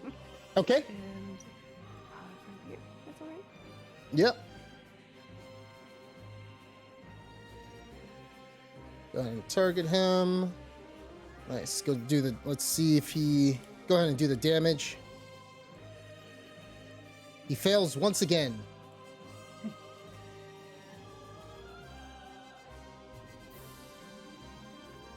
And you do 13 points. So you can always just click on the damage in the chat, and it'll Okay. yeah. My bad. But so you did 13 points of damage to him. And he doesn't seem phased at all.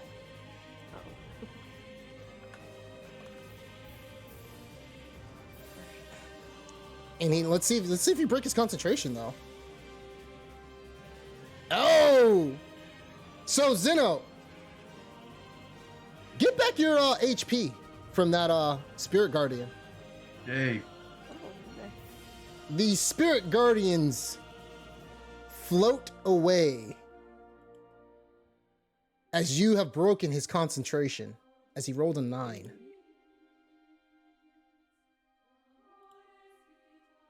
All right, and then I will. No longer safe on this side of Bruce. I'm just gonna take a step back onto Bruce. Okay. Oops. My bad. All right. Zeno, you're up. Now, where we're at right now, it's this with the waterfall and everything. Is this like a river flowing pretty fast, or what? Or what? It is not so fast, but you could swim it. If somebody were to be dropped in there, would they start to go downstream? Yeah, it does carry off a bit. Like, I mean, it's in the waterfall right here, but it's not like rapidly fast right now. You're able to swim in it though. It wouldn't give you double speed. Wouldn't give me double speed.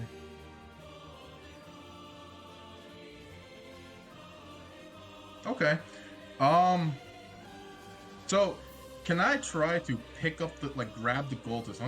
Wait, hold on. If you grapple someone, you can't move with them, can you? Right? Yeah, you can. Yeah, you absolutely can. Speed. All right. I'm gonna try to pick him up, and I'm gonna. Well, first I'm gonna roll for it. But my plan is to pick him up, go over here for 30. No, I can't because, damn it, I can't do this. Yeah, you're right, because I'm moving half speed. You can always jump in the water yourself. Try to swim towards Grizzly. I'm just gonna dash 60 feet. Okay. Go ahead. Take that attack of opportunity. Yep. All right. And then. Oh, you're passing by this guy too? Well, I didn't mean to. I was trying to go around him. So if you're trying to should I go around back? him, you're gonna have to. Yeah, you're gonna have to go back on that one. Okay. So just press Control Z or something, and then it should. Control Z. Yeah, and do it again. There you go. There we go. And so it'll give you back your movement speed. So, because that's a like you can't go in between that like right there. Like that's an actual like pillar. So like, where in I'm the at tree. right now? Yeah. So you got to go in order to get past him. You could probably go like around this tree right here and move around this way. Right. Yeah, but yeah. So there we go. So right there. So he only the cult is gonna take an attack of opportunity against you. Right. And I'll head here with everybody else. Oh yeah, he hit you. All right. Luckily it's not that much damage.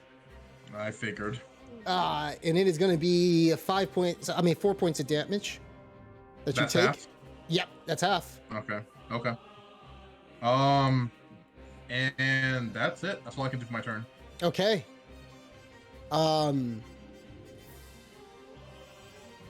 At this point, do you guys want to stay or do you want to run?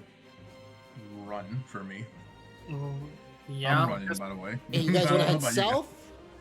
Yeah, it looks like Yeah. we're I- not- It's up. I think Cypher probably would actually want to fight, but if everyone wants to run, he'll Oh, run. Oh, you can I'll- stay. You can stay. So, I'm Zeno gonna- will look at Cypher. You can stay. Just Yeah, like, let the sins of your past catch up with you. Cypher's just thinking, I mean, there's only like 3 or a couple, I don't know. So he thinks like, oh, maybe we can actually deal with this. But if everyone wants to get out of here, that's fine too. He'll leave. We can always deal with them later with more allies.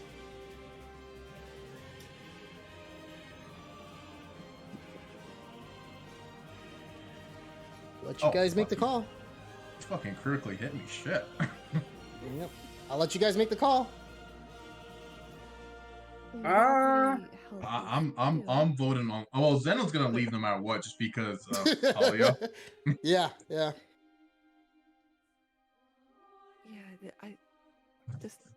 we're not seeming to affect the dwarf very much, and the person on the ledge Yeah. far beyond our reach right now. Well, I can try to provide cover for you guys as you make a dash for it.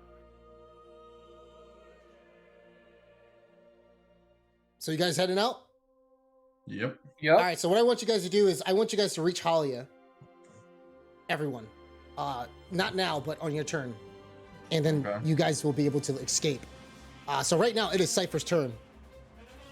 I was actually okay. Well, my character's actually just gonna try to fire Ray of Frost again Okay, go ahead. at Badrick. There's no disadvantage, right? Because of these two. No, next to me? you're fine. It's at the side of Yeah, the yeah, tree, so you're Fine, good. right? Yeah. Good. All right, yeah. So I'm just gonna fire it. You know. Dies right past him. Okay, and then I'm just like, okay. So let me do my movement. So that was 10, so I was 20. So 30 movement.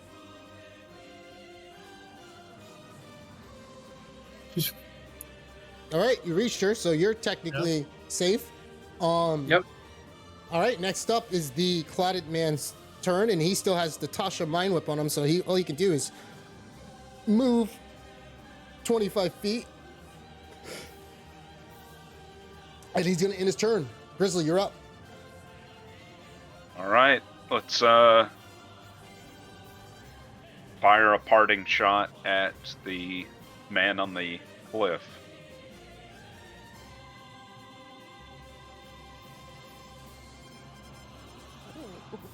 That is a critical hit.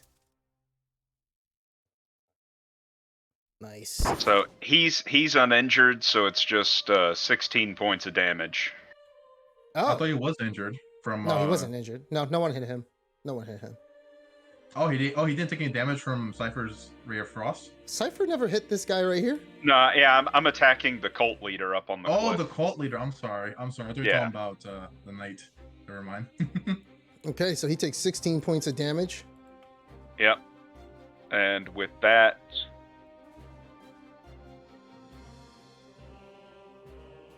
move my 30 feet. And that's it for me. Okay. Next up is the man you just hit. He then takes the wound and he's like, "You think you'll get away?" He then drops to the edge right around here and he points at you, trying to measure the distance, and he can hit you. He then fires off.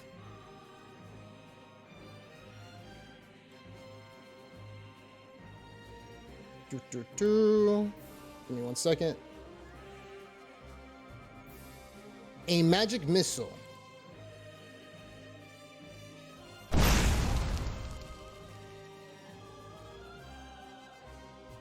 Times 3. Give me 1 second. 3, 2, 3.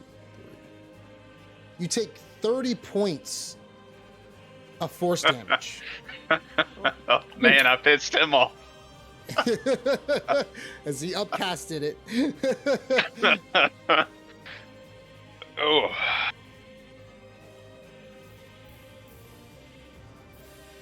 Yeah, he got max damage on that one. Yeah.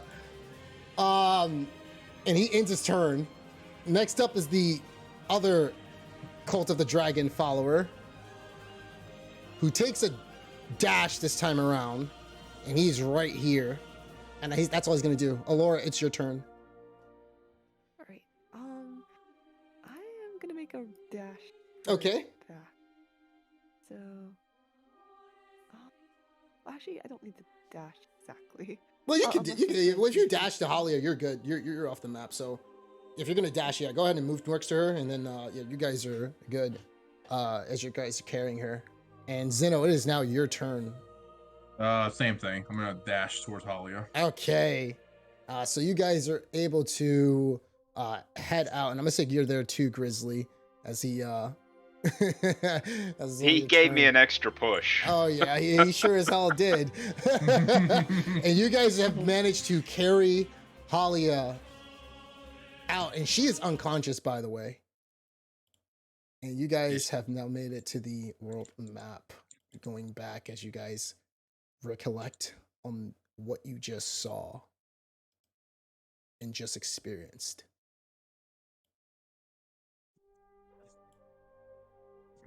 As you guys are heading back, you think about the implications of what just occurred and how the Cult of the Dragon is gaining in power as you guys are handling other business with the dragon looming around. What do you all say to each other about the events that just occurred? Well, Zeno looks at Cypher and says, "Did I hear that right? Did you just say that was Batrick?" Cypher just has like a disturbed look on his face, like, I don't want to admit it, but even if I couldn't see his face, just from the way he carried himself, the outfit, and just that feeling, that was definitely Batrick.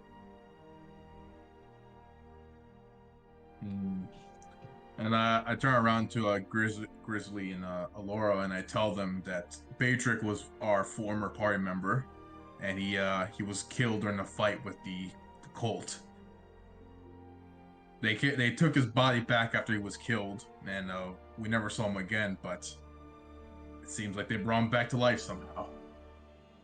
That's a demon. That's right. He gave up his life trying to save someone, and it seems that they've brought him back for their own purposes now. Grizzly just lets out a low growl as he sets to tending Halia's wounds. Oh, you're healing her. Gotcha. Nice. Anything else from anybody? I was gonna say, oh yeah, go on. Go ahead, Cypher. Okay. I was just gonna mention that guy at the top. He was the one from before too. I kind of wanted to see if I could get to him, but he was way too out of reach. And I noticed like Grizzly got like really injured from his attack. I just say, "Are you all right, Grizzly?" Took I'll a be pretty heavy fine. blow. It's nothing. That's good. I don't know what they're trying to do, but they're becoming much more dangerous. When we get back, we have to let Tia know about this.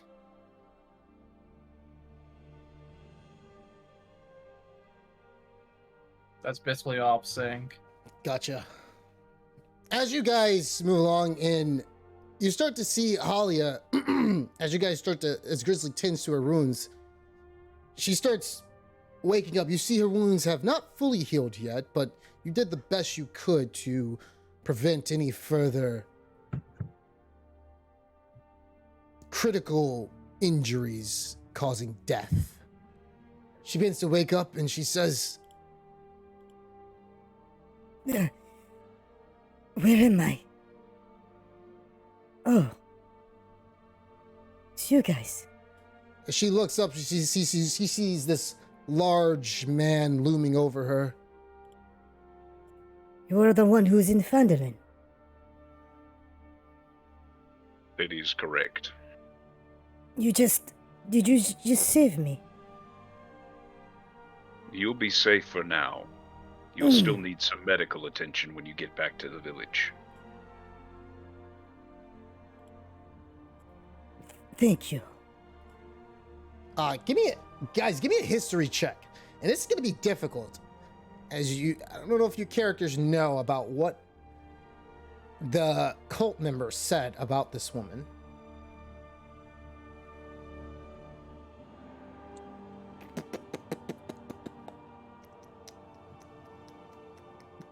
Let's see who was around there. Yeah, you guys all fail. I don't think I was close enough to hear anyways. Yeah. The only thing that you've heard, Alora, was something about Zen, as one of the cult members mentioned about a Zen. You didn't hear the rest of it, but you heard Zen. Just asking, would I have not been able to hear what the cult follower said to me directly? Because he pointed at me, right? He Yeah, told you don't me remember.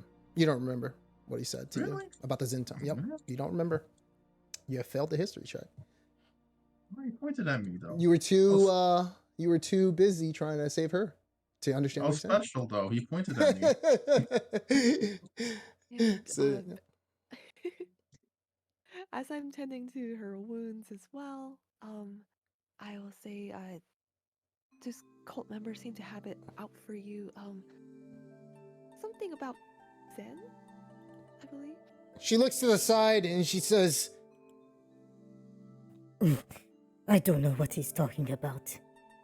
I was simply going around trying to look around the dwarven excavation site for any type of healing potions or mushrooms, and I stumbled upon them. you guys can roll an insight check on that.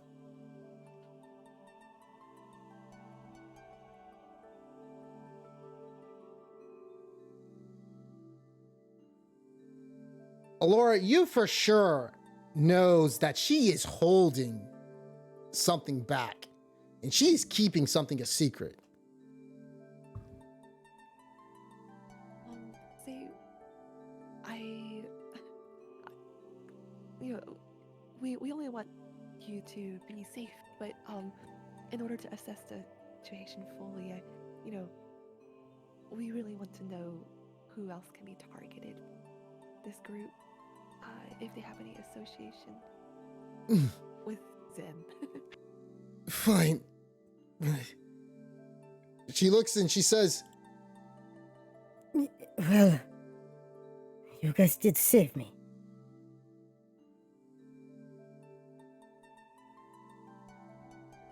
I will say that.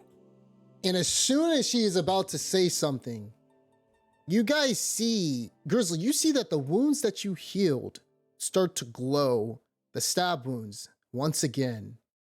And you do see a green pulsing light emanate from her wounds. And you see that an explosion of blood start to occur straight from her, inside of her, as blood spurts out, and she takes another 20 points of damage, and she passes out from her wounds. Give me an Arcana check, Cypher and Alora.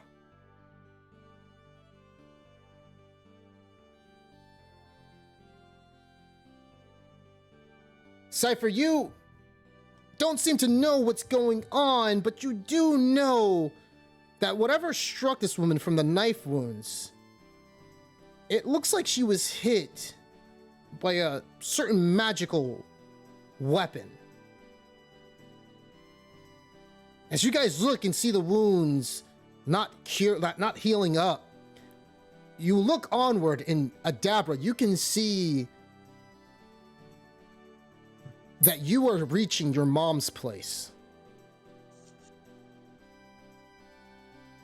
Perhaps Adabra may have a potion or anything that would be able to help this woman. What do you guys do? To the group. Let's hurry on. My mom may be able to help with this poor woman. Yeah, We should get some more information from her husband when she recovers. I agree. I also agree. All right. As you guys are running back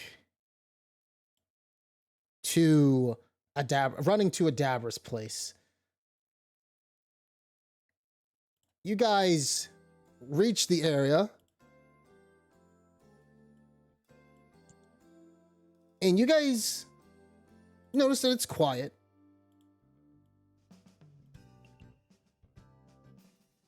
And what do? Did you want to walk inside?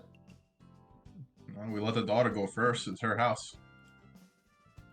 We're up to the door. Okay. I'll stay with Halia to monitor her. Door's like and on the other side. Yeah. If need be, I'll use more magic to stabilize her. Aurelia's like, where the front door at? It's like, right. Damn you, mid-journey! It drew a front door-ish. So as you run inside, you start to like look around and you go to the second floor. As you know that your mother has potions sitting in there. And you can tell that for some reason, no one is home, which is very odd. As you know that Adabra, sometimes she'll go out, but, you don't even see your little brother there. But the door is unlocked. It doesn't look like there's any signs of anything, amiss as you walk inside. Give me a investigation check as you're looking around for these potions. And you're going to have to give me a history check. Oh, shit. Let me see something. What's her total HP? Holly. Give me a second.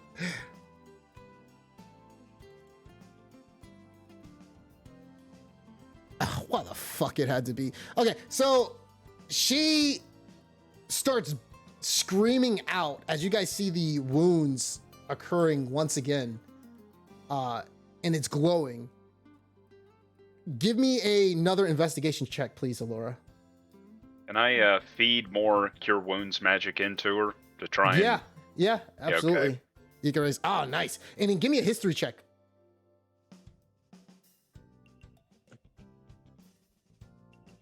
Oh shit.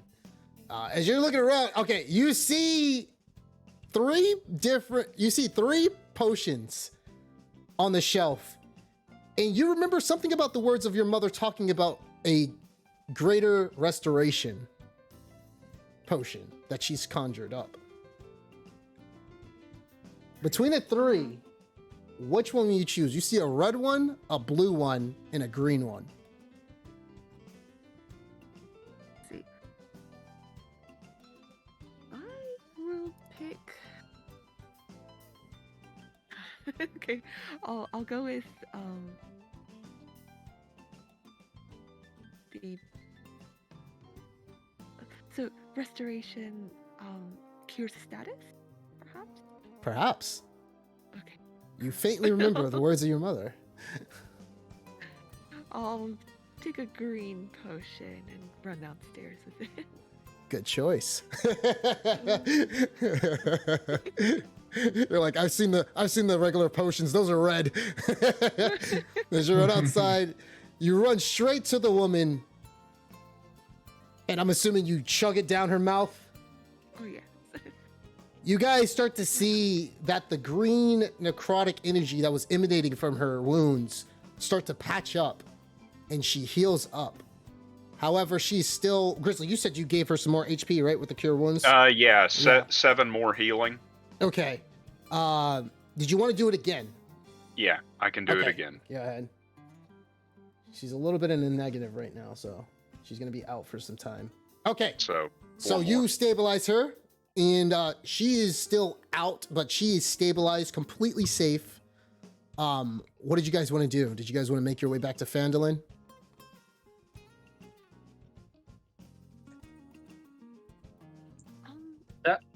Sure. I'll note that it's odd that no one's home. Hope Mom and Marco are really are all right. And can I leave a note for them? Yeah. What do you want to say? I'll just leave a note, be like, we came by with a woman we rescued and took a potion restoration from your shelf, Mom. And then be like, I hope y'all are all right, even though, we're gonna get to see y'all. We'll be in Phandalin if you need us. Great. And you leave it by the door. And you guys proceed to carry on? Yeah. That's Okay. I think that's the wise thing to do. All right. I wish she was here so I can get some potions, but she's not. Well, Alora, I keep actually forgetting. Did you want to try to make your potions? Like because every long rest, you're able to make potions for. Wait, do you have 20? It costs 25 pieces of gold though. So whoever you're making it for, you could ask them to give you the gold, so you can make it as you conjure up a potion. All right. And there were also some potions in the bag, right? Yeah, that's correct. Yeah. Um. There's 2 regular healing potions and a greater healing potion. All right. I will hand that greater healing potion to Zeno because he seems to be taking the brunt of damage a lot. And then I will keep one of the smaller potions of healing for me. And then who else needs some potions? I remember the home's pretty maxed out. I'm good. Okay. So Zeno got a greater healing potion, Where right? is that? So Zeno has the greater healing potion. Zeno has a greater one, and Grizz You have and me 2. will take the smaller Oh, one. okay, cool. And you're Thank you, carrying all the Laura. gemstones, right? Okay, I'm 'cause we giving haven't all. sold them just yet. Yeah, I'm giving you all the gemstones. So, check your inventory. You should see 2 moonstones, a star, rose quartz, and diamond pieces. It's all the way down at the bottom under loot. All right, cool. All right. After a while, you guys begin to head back to Phandalin carrying... I'm pretty sure Zeno's carrying Halia. and it takes you a while. It's around a 10-mile to 15-mile. I think it's like 15. I forgot what it says in the book. It's like 10. We're gonna say it's 10 miles from here.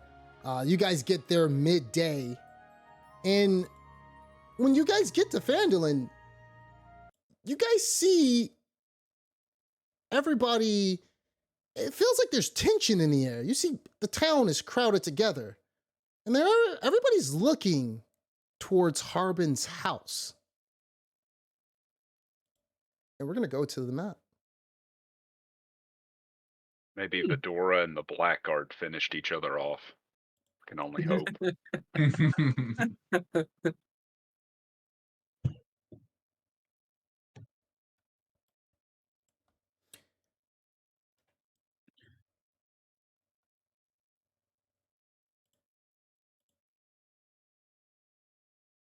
Let me know when you guys are there. There. Yep, I'm there. Oh, Libby got to glow up. Yeah, I actually got her to actually do the Water lip feeling. thing. Oh, man. I typed it in Yeah. and it's like A lot of them. Thea and Ellie, Ella, Yep. and Not Oh, Grey Wind I'm- though. Krista. Not Grey Wind. Yeah, Grey One still looks the same. Yeah, I know. Because that's what she looks like in Matt's Oh, game. yeah. So yeah, she looks Cassandra the and same. Ace. Dang. Yeah. Nice. almost upgrades. I'm Oh, feeling kind of homely. Damn that -1 charisma. You guys do see a new familiar face, a brown-skinned man, and he seems to be talking to Sildar about something. You see everybody looking around, and then you do see Tia in, there's a very serious tension in the air, and you do see that they look at you guys, and Tia runs up, and she's breathing heavily, and she says to you all, oh wait, hold on. Halia is supposed to be with you guys actually, as you guys try to figure out what to do with her. You do see Tia, and she's looking. She runs up to you guys, and she says, Guys, you're back. Calm Yeah. yourself, Tia. What's going on here? You see, another elf came into town. She was simply asking questions, wondering about the anchorites of Talos. Ace told her about a woman named Dietrich. I forgot her name. It starts with a D. Repna. He said that Drefna. I think that was it. He said that you told him about the name when you guys were on your ventures with the hobgoblin. But that's all he told the woman. The woman, she was fine still. She was very friendly. She stayed the night. But this morning, she was talking to Toblin. And Toblin mentioned Harbin's name. And her eyes went wide. She stormed outside of the bar and flew to his house, holding her sword. Just like a minute ago.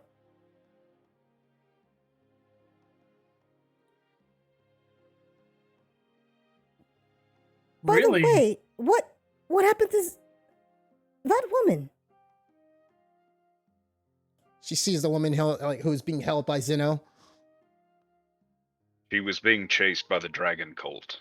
We managed to rescue her in the nick of time. You see Tia, she looks a little bit confused, and then all of a sudden you hear this gentleman right here, and he looks towards Harbin's house, and he's like, oh, what the hell? Oh, damn, that girl and the Blackguard are going at it. And you see him run while holding his head in a comical way towards the fight. What do you guys do? I'm curious Everybody's starting to run towards there. Ella shrugs and she gives a sigh, and Ella says, More work for me. I'm You gonna guys- try to go there, but I don't want to be really noticed. yep. Okay, well, yeah. So you're standing in the back. Everybody, so are you guys Yeah. all gonna watch it? What's going on? Yeah, Okay. that's what I'll do.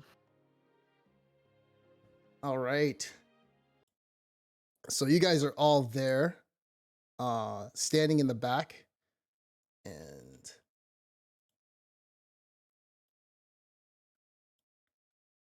put Holly right there.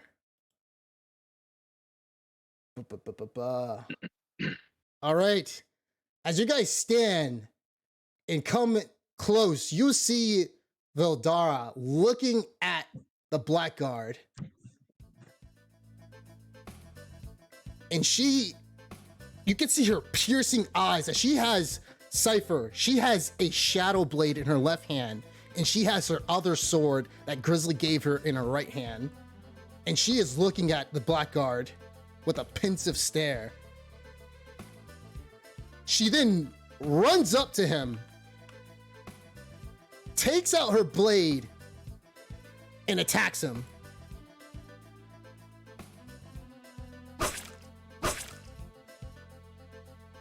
You do see the Blackguard. He takes out his glaive, and he's blocking every single blow.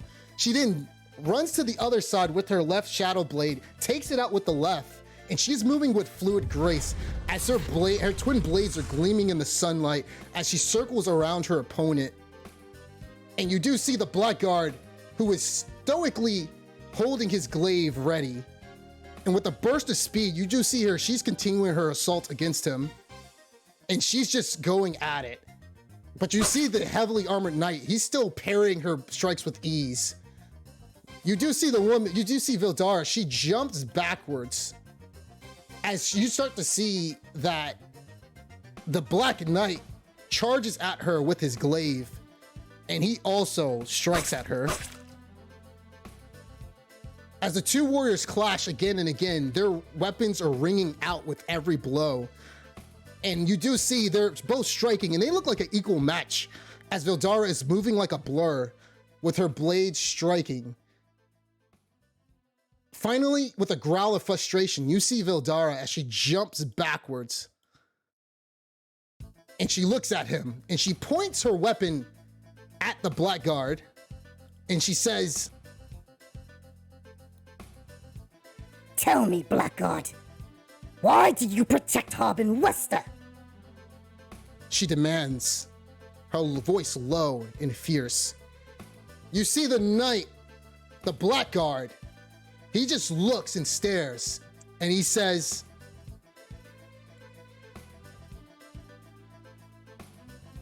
He pays me to protect him. You see Vildara, she snorts with derision, and she says to him, That's not good enough. This man and his father are the reason my clan suffered. Do you know what suffering is like, Blackguard? You should know. You protect the very people that caused you to become what you are. and at that moment, you see like the Blackguard's eyes glow with a furious rage, and he charges at her, and he jumps up into the air, and he throws his glaive at her.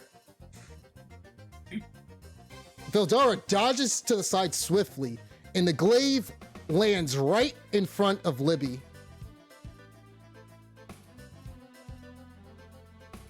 You guys, give me a perception check. All four of you.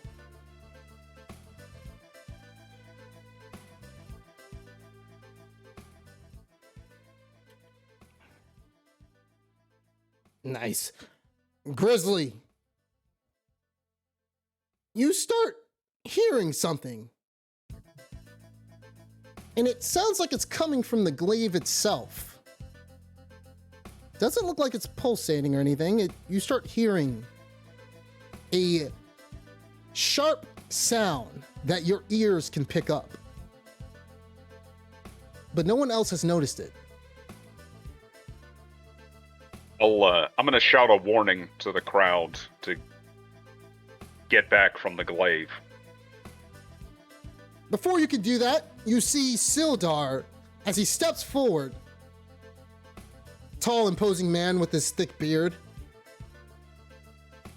And you do see Don John as he gets closer, and he says, "Man, why are we all doing this? Come on. You guys are out here causing enough trouble as it is." You see Sildar, he slams his weapon against the ground. I think that's enough too. I agree with Don John, he says, his voice firm and resolute. The fighting must stop. What is the point of this? You see Vildara and the Blackguard Vikrant, they eye them both warily, but their weapons are still at the ready. But you don't see, sorry, the Blackguard doesn't have his weapon on him. Suddenly, as the glaive is plunged into the ground, you see it glowing, Grizzly, right next to Libby. In Ace, they don't have time to react. You could save one person. I'll Who are you save trying Libby. to save? I'm gonna save Libby. Okay. So go ahead. So you can move 30 feet. So you pick her up. All right. Yeah, and I'll impose my body between her and whatever is about to happen with the glaive. Okay. So you pick her up and you hold her. And when you see the glow, you do see Vildara. She turns around and she sees it glowing. And she sees the child also there in Ace. And a lot of you all that are within range of it. Vildara then jumps back into next or on top of the glaive. And you see her take out a scroll. And when you see her take out this scroll, you see her cast a force field, and it blows back all of you. And let me go ahead and see it. What's the range on that thing? Yep.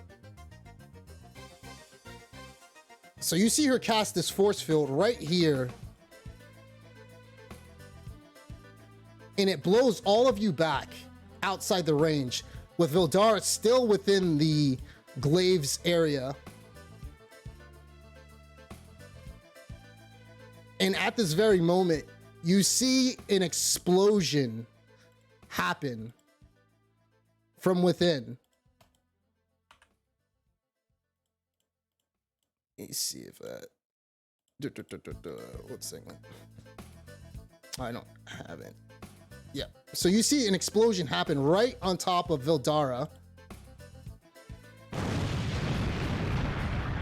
But she contains the fire within her force field from the wall of force that she just conjured up from the scroll.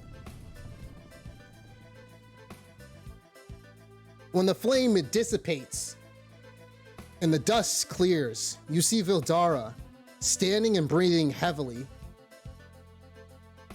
with soot and bruises on her face, and she starts to cough out blood.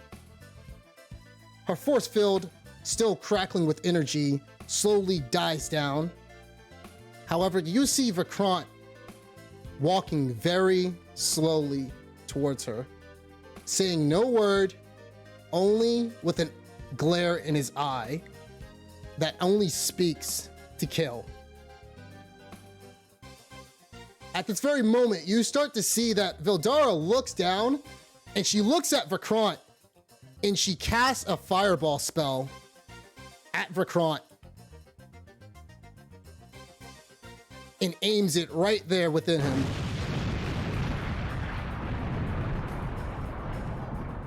When the dust clears, you see that Vikrant stands there within the flames, standing there with a gazing rage as he is not disturbed by the fireball.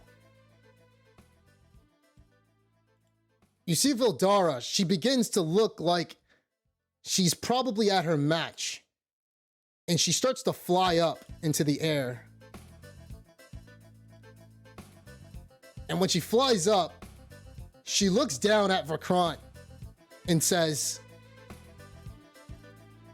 Harbin will get what he deserves. And she begins to look down, and she looks at you all from the sky. and she begins to fly away.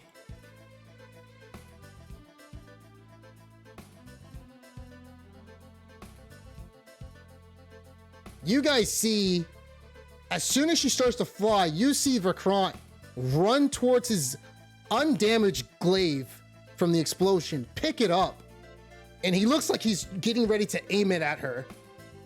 But she flies away within the nick of time. And you see the dark-cladded night stare at you all. You see a lot of people start to like move back a little bit from the Blackguard. However, and you see the kids as well, you do see Don John.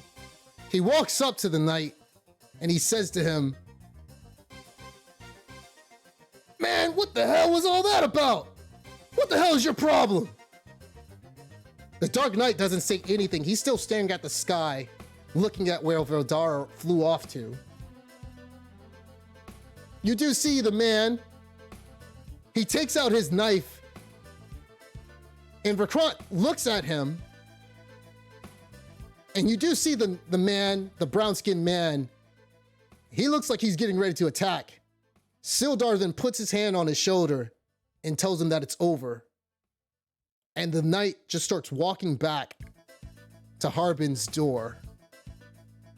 And he places himself once again against it, and he sits down. What do you guys do? I'll address Libby, ask her if she's okay. Libby looks at you. She throws up an okie dokie sign and she says, Thank you, Grizz. That was a close one. Indeed it was. Glad to see you're okay. I would have been all ashes and burnt. Good thing Auntie Krista's all right, too.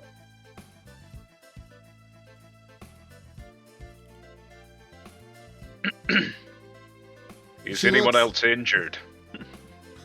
You see everybody look around and they all shake their heads, Ace included. Ace walks up and he says, oh man, I didn't actually think that she would protect us from that. My head. I didn't think she would either. What the hell kind of spell is that anyway?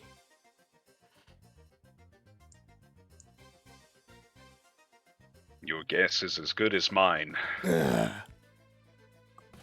Alora and Cypher, you're willing to you can make an Arcana check, by the way, if you want to see if you know the spell. Yeah. And both of you know this spell to be Wall of Force. As with Wall of Force, it requires a certain level of skill to cast. However, she did use a scroll for it. And the only way to damage this wall, from what you have known in your days of studying magic, is that you need a disintegration spell to damage it. Everything else, nothing else can pass physically through the wall. And she can choose who she wants to go within the panel and without and outside of it.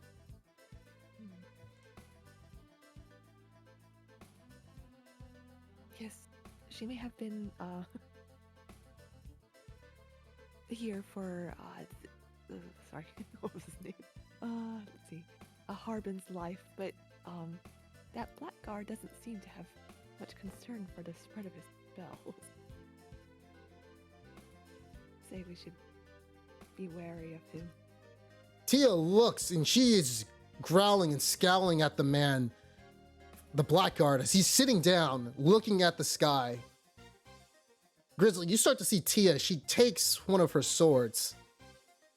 Did you want to say anything to her? I'm gonna gently place a hand on her shoulder, just to kind of get her attention.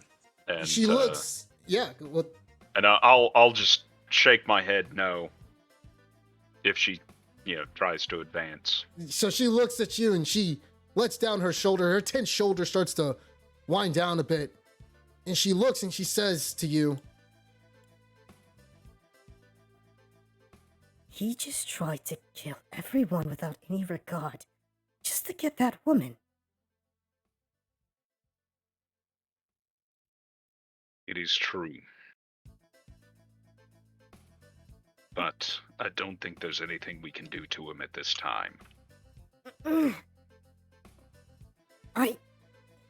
She turns to the side and then she looks down and she grips her weapon tightly. Then she loosens her grip.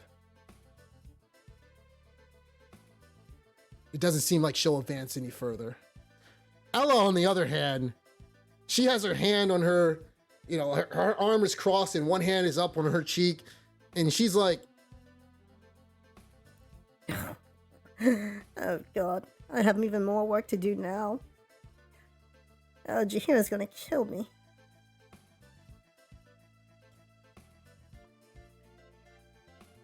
you see Cassandra, she walks up to you guys and she says,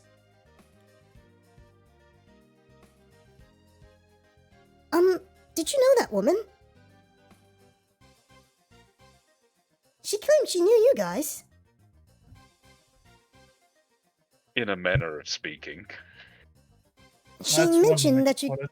She mentioned that you met her down south of past Umbridge Hill. That's why we were so happy to help. She said she was friends of yours. I wouldn't call her a friend. She seemed nice. It wasn't only until Toblin mentioned Harbin. He is nice to the people that can give her something in return. But it seems as though she's after our same enemies. The Talus cult, right? That's what she said, that she was going to help us take care of them. He will indiscriminately kill every orc and half-orc near Phandalin and beyond. She said that? Yes. you see Cassandra, she turns her head to the side. Ace does the same thing. As it looks like he gave out a little too much information. He only gave the name he tells you. He didn't know about anything about the location or whereabouts because you never told him that. The only thing you told him was about Drefna, the name of a woman who seems to probably wants to help you all. Well, hopefully a name won't do much harm. But Crystal, I know that there, go ahead, sorry. I know there are some orcs or half-orcs in this area that are not allied with those seeking to conquer Phandalin. They do not deserve to be killed. For this, anyways. Ace looks and he says, if they're our allies too, I can only hope to agree. Zeno, you see Krista running up to you, and she's looking at Halia, who is still a little bit unconscious, and she says, Halia? What happened to her? We were heading back to Foundin, and on our way back, we saw her bleeding and being injured. She was attacked by the cultists near a river. when you say that, everybody's eyes go wide, and you see Bing run up, and he's like, the cultists attacked you guys? When did this happen? Not that long ago, before we returned to the town. What? Oh. Yeah. So, what did you guys see? They were trying to attack this woman. We managed to rescue her. But, I don't know. It's like, Cypher doesn't really know how to bring up the Baedric thing yet. Yep, give me a deception check, please. As you're holding back, and Bing is going to do an insight check on you. Alright.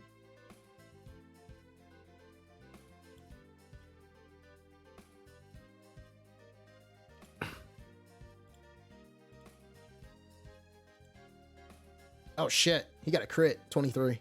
Attaboy, Bing. Yeah, Bing looks at you and he starts peering up and he walks towards Cypher and he's like, Cypher, you're not keeping anything from me, are you? I notice like Bing can tell that I'm hiding something, and I just say, not really sure how to say this, but although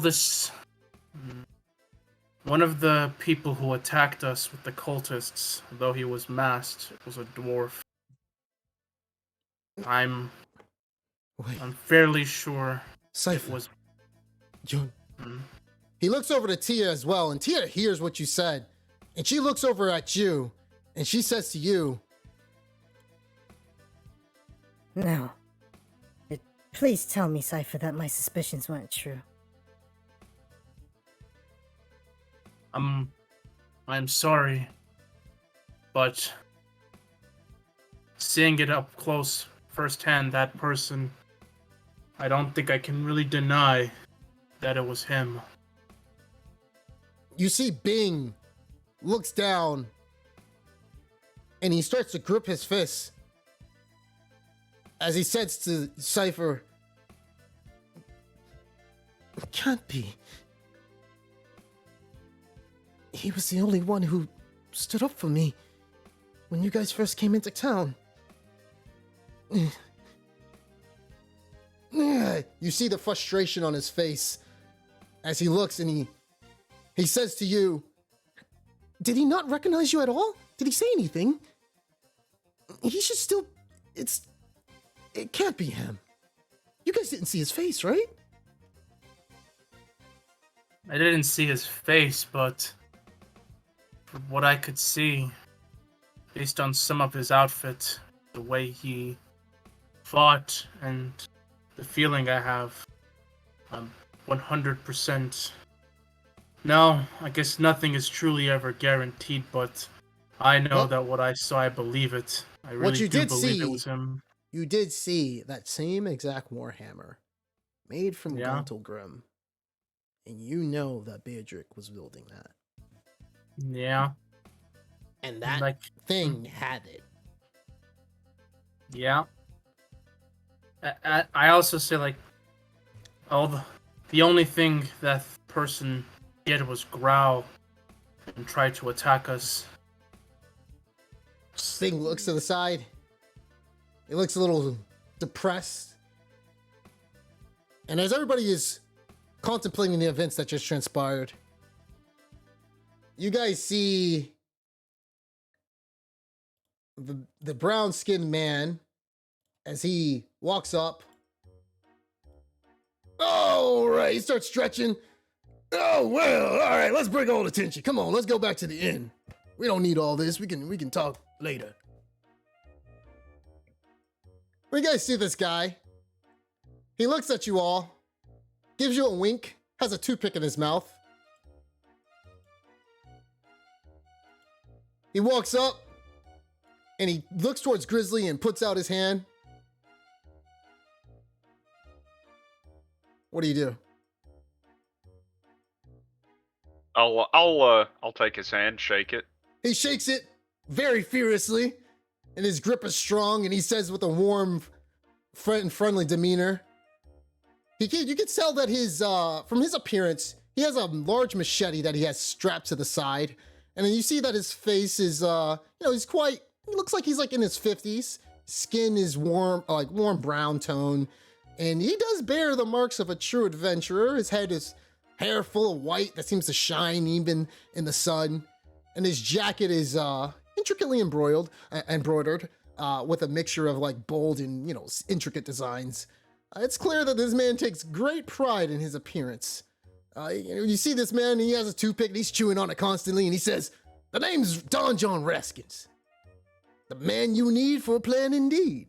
Nice to meet you." They call me Grizzly. Pleasure. "Ah, Grizz. You mind if I call you Grizz?" Sure. "All right, Grizz. I gotta ask. That fella over there," and he points to like the blackguard sitting down. "That man is a damn danger to Fandolin. You mean to tell me Harbin lets that guy hang around?" Indeed. And Grizzly scowls towards Cypher and Zeno, but doesn't say anything. You do not paying see attention as he's like holding holding her.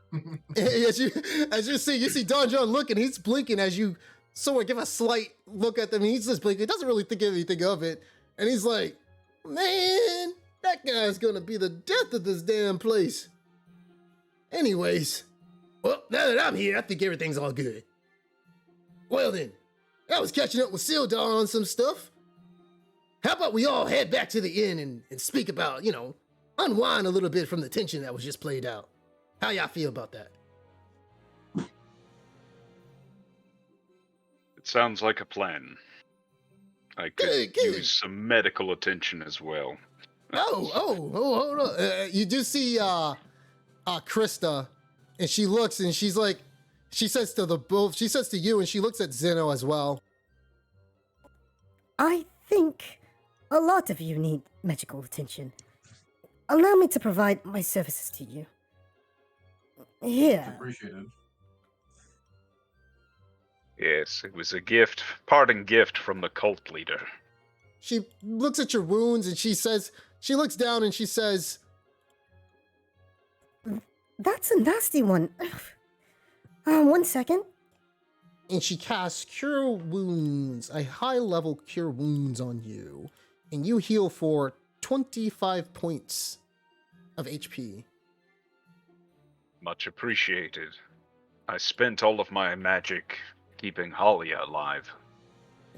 And she looks and she gives you a nod, and it's a very thankful nod as you have kept her friend alive.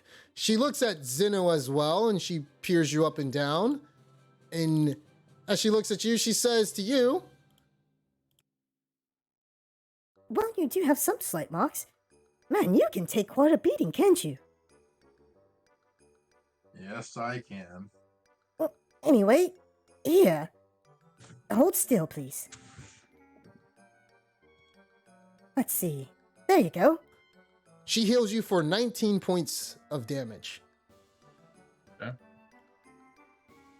She then goes to Halia, and she looks at her, and she as well casts her Cure Wounds, as she uses the rest to do so. And she heals her for 22 points of HP. And you guys can see that Halia is still a little bit knocked out, but her wounds have healed up. And Krista says to you, Zeno, Please allow me to take my friend back to my place. I'll treat her and cure her up by the Shrine of Luck. Okay, no problem. And I hand her off to Krista. all right. So she takes it, and you see Don John, he like claps his fingers together. Well, looks like you guys are all good. You guys ready for some beer, some ale? I want some damn dragon breath.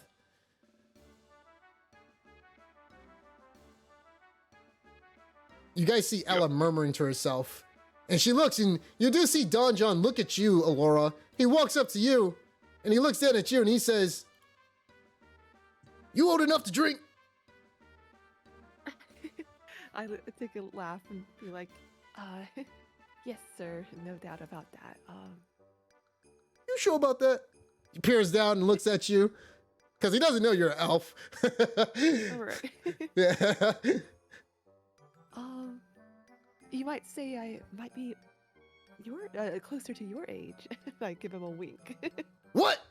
And when you see him, he looks a little bit like, shocked. He's like, what this girl funny? What's she talking about? Did anyone want to answer him, or? Let's see. Well, I guess I trust everyone in this town, so I'll like flash a little bit of my ear to him as I wink. And he's like, oh damn, you're an elf, and he says it really loud. And he's like, oh my bad. Oh, never mind. You just look like a kid. How old are you anyway? Puts his hand on his hips. I would say I'm. What year is it? You were born 1443. and it is 1491. Okay. So you're like, just under 50 years old. and he starts laughing. Just still a young lass. I'm still older than you then. That means you gotta respect your elders. Yes, sir. Well, since you're good enough to drink, except for you, and he points at Libby, let's all go to the bar and unwind. She could have some apple juice, surely. Yeah, Ella is definitely still murmuring as she's looking around, and she's still like, it looks like Ella is like even more pissed off that there's more work for her to do now. And so, do you guys all head to the bar with them?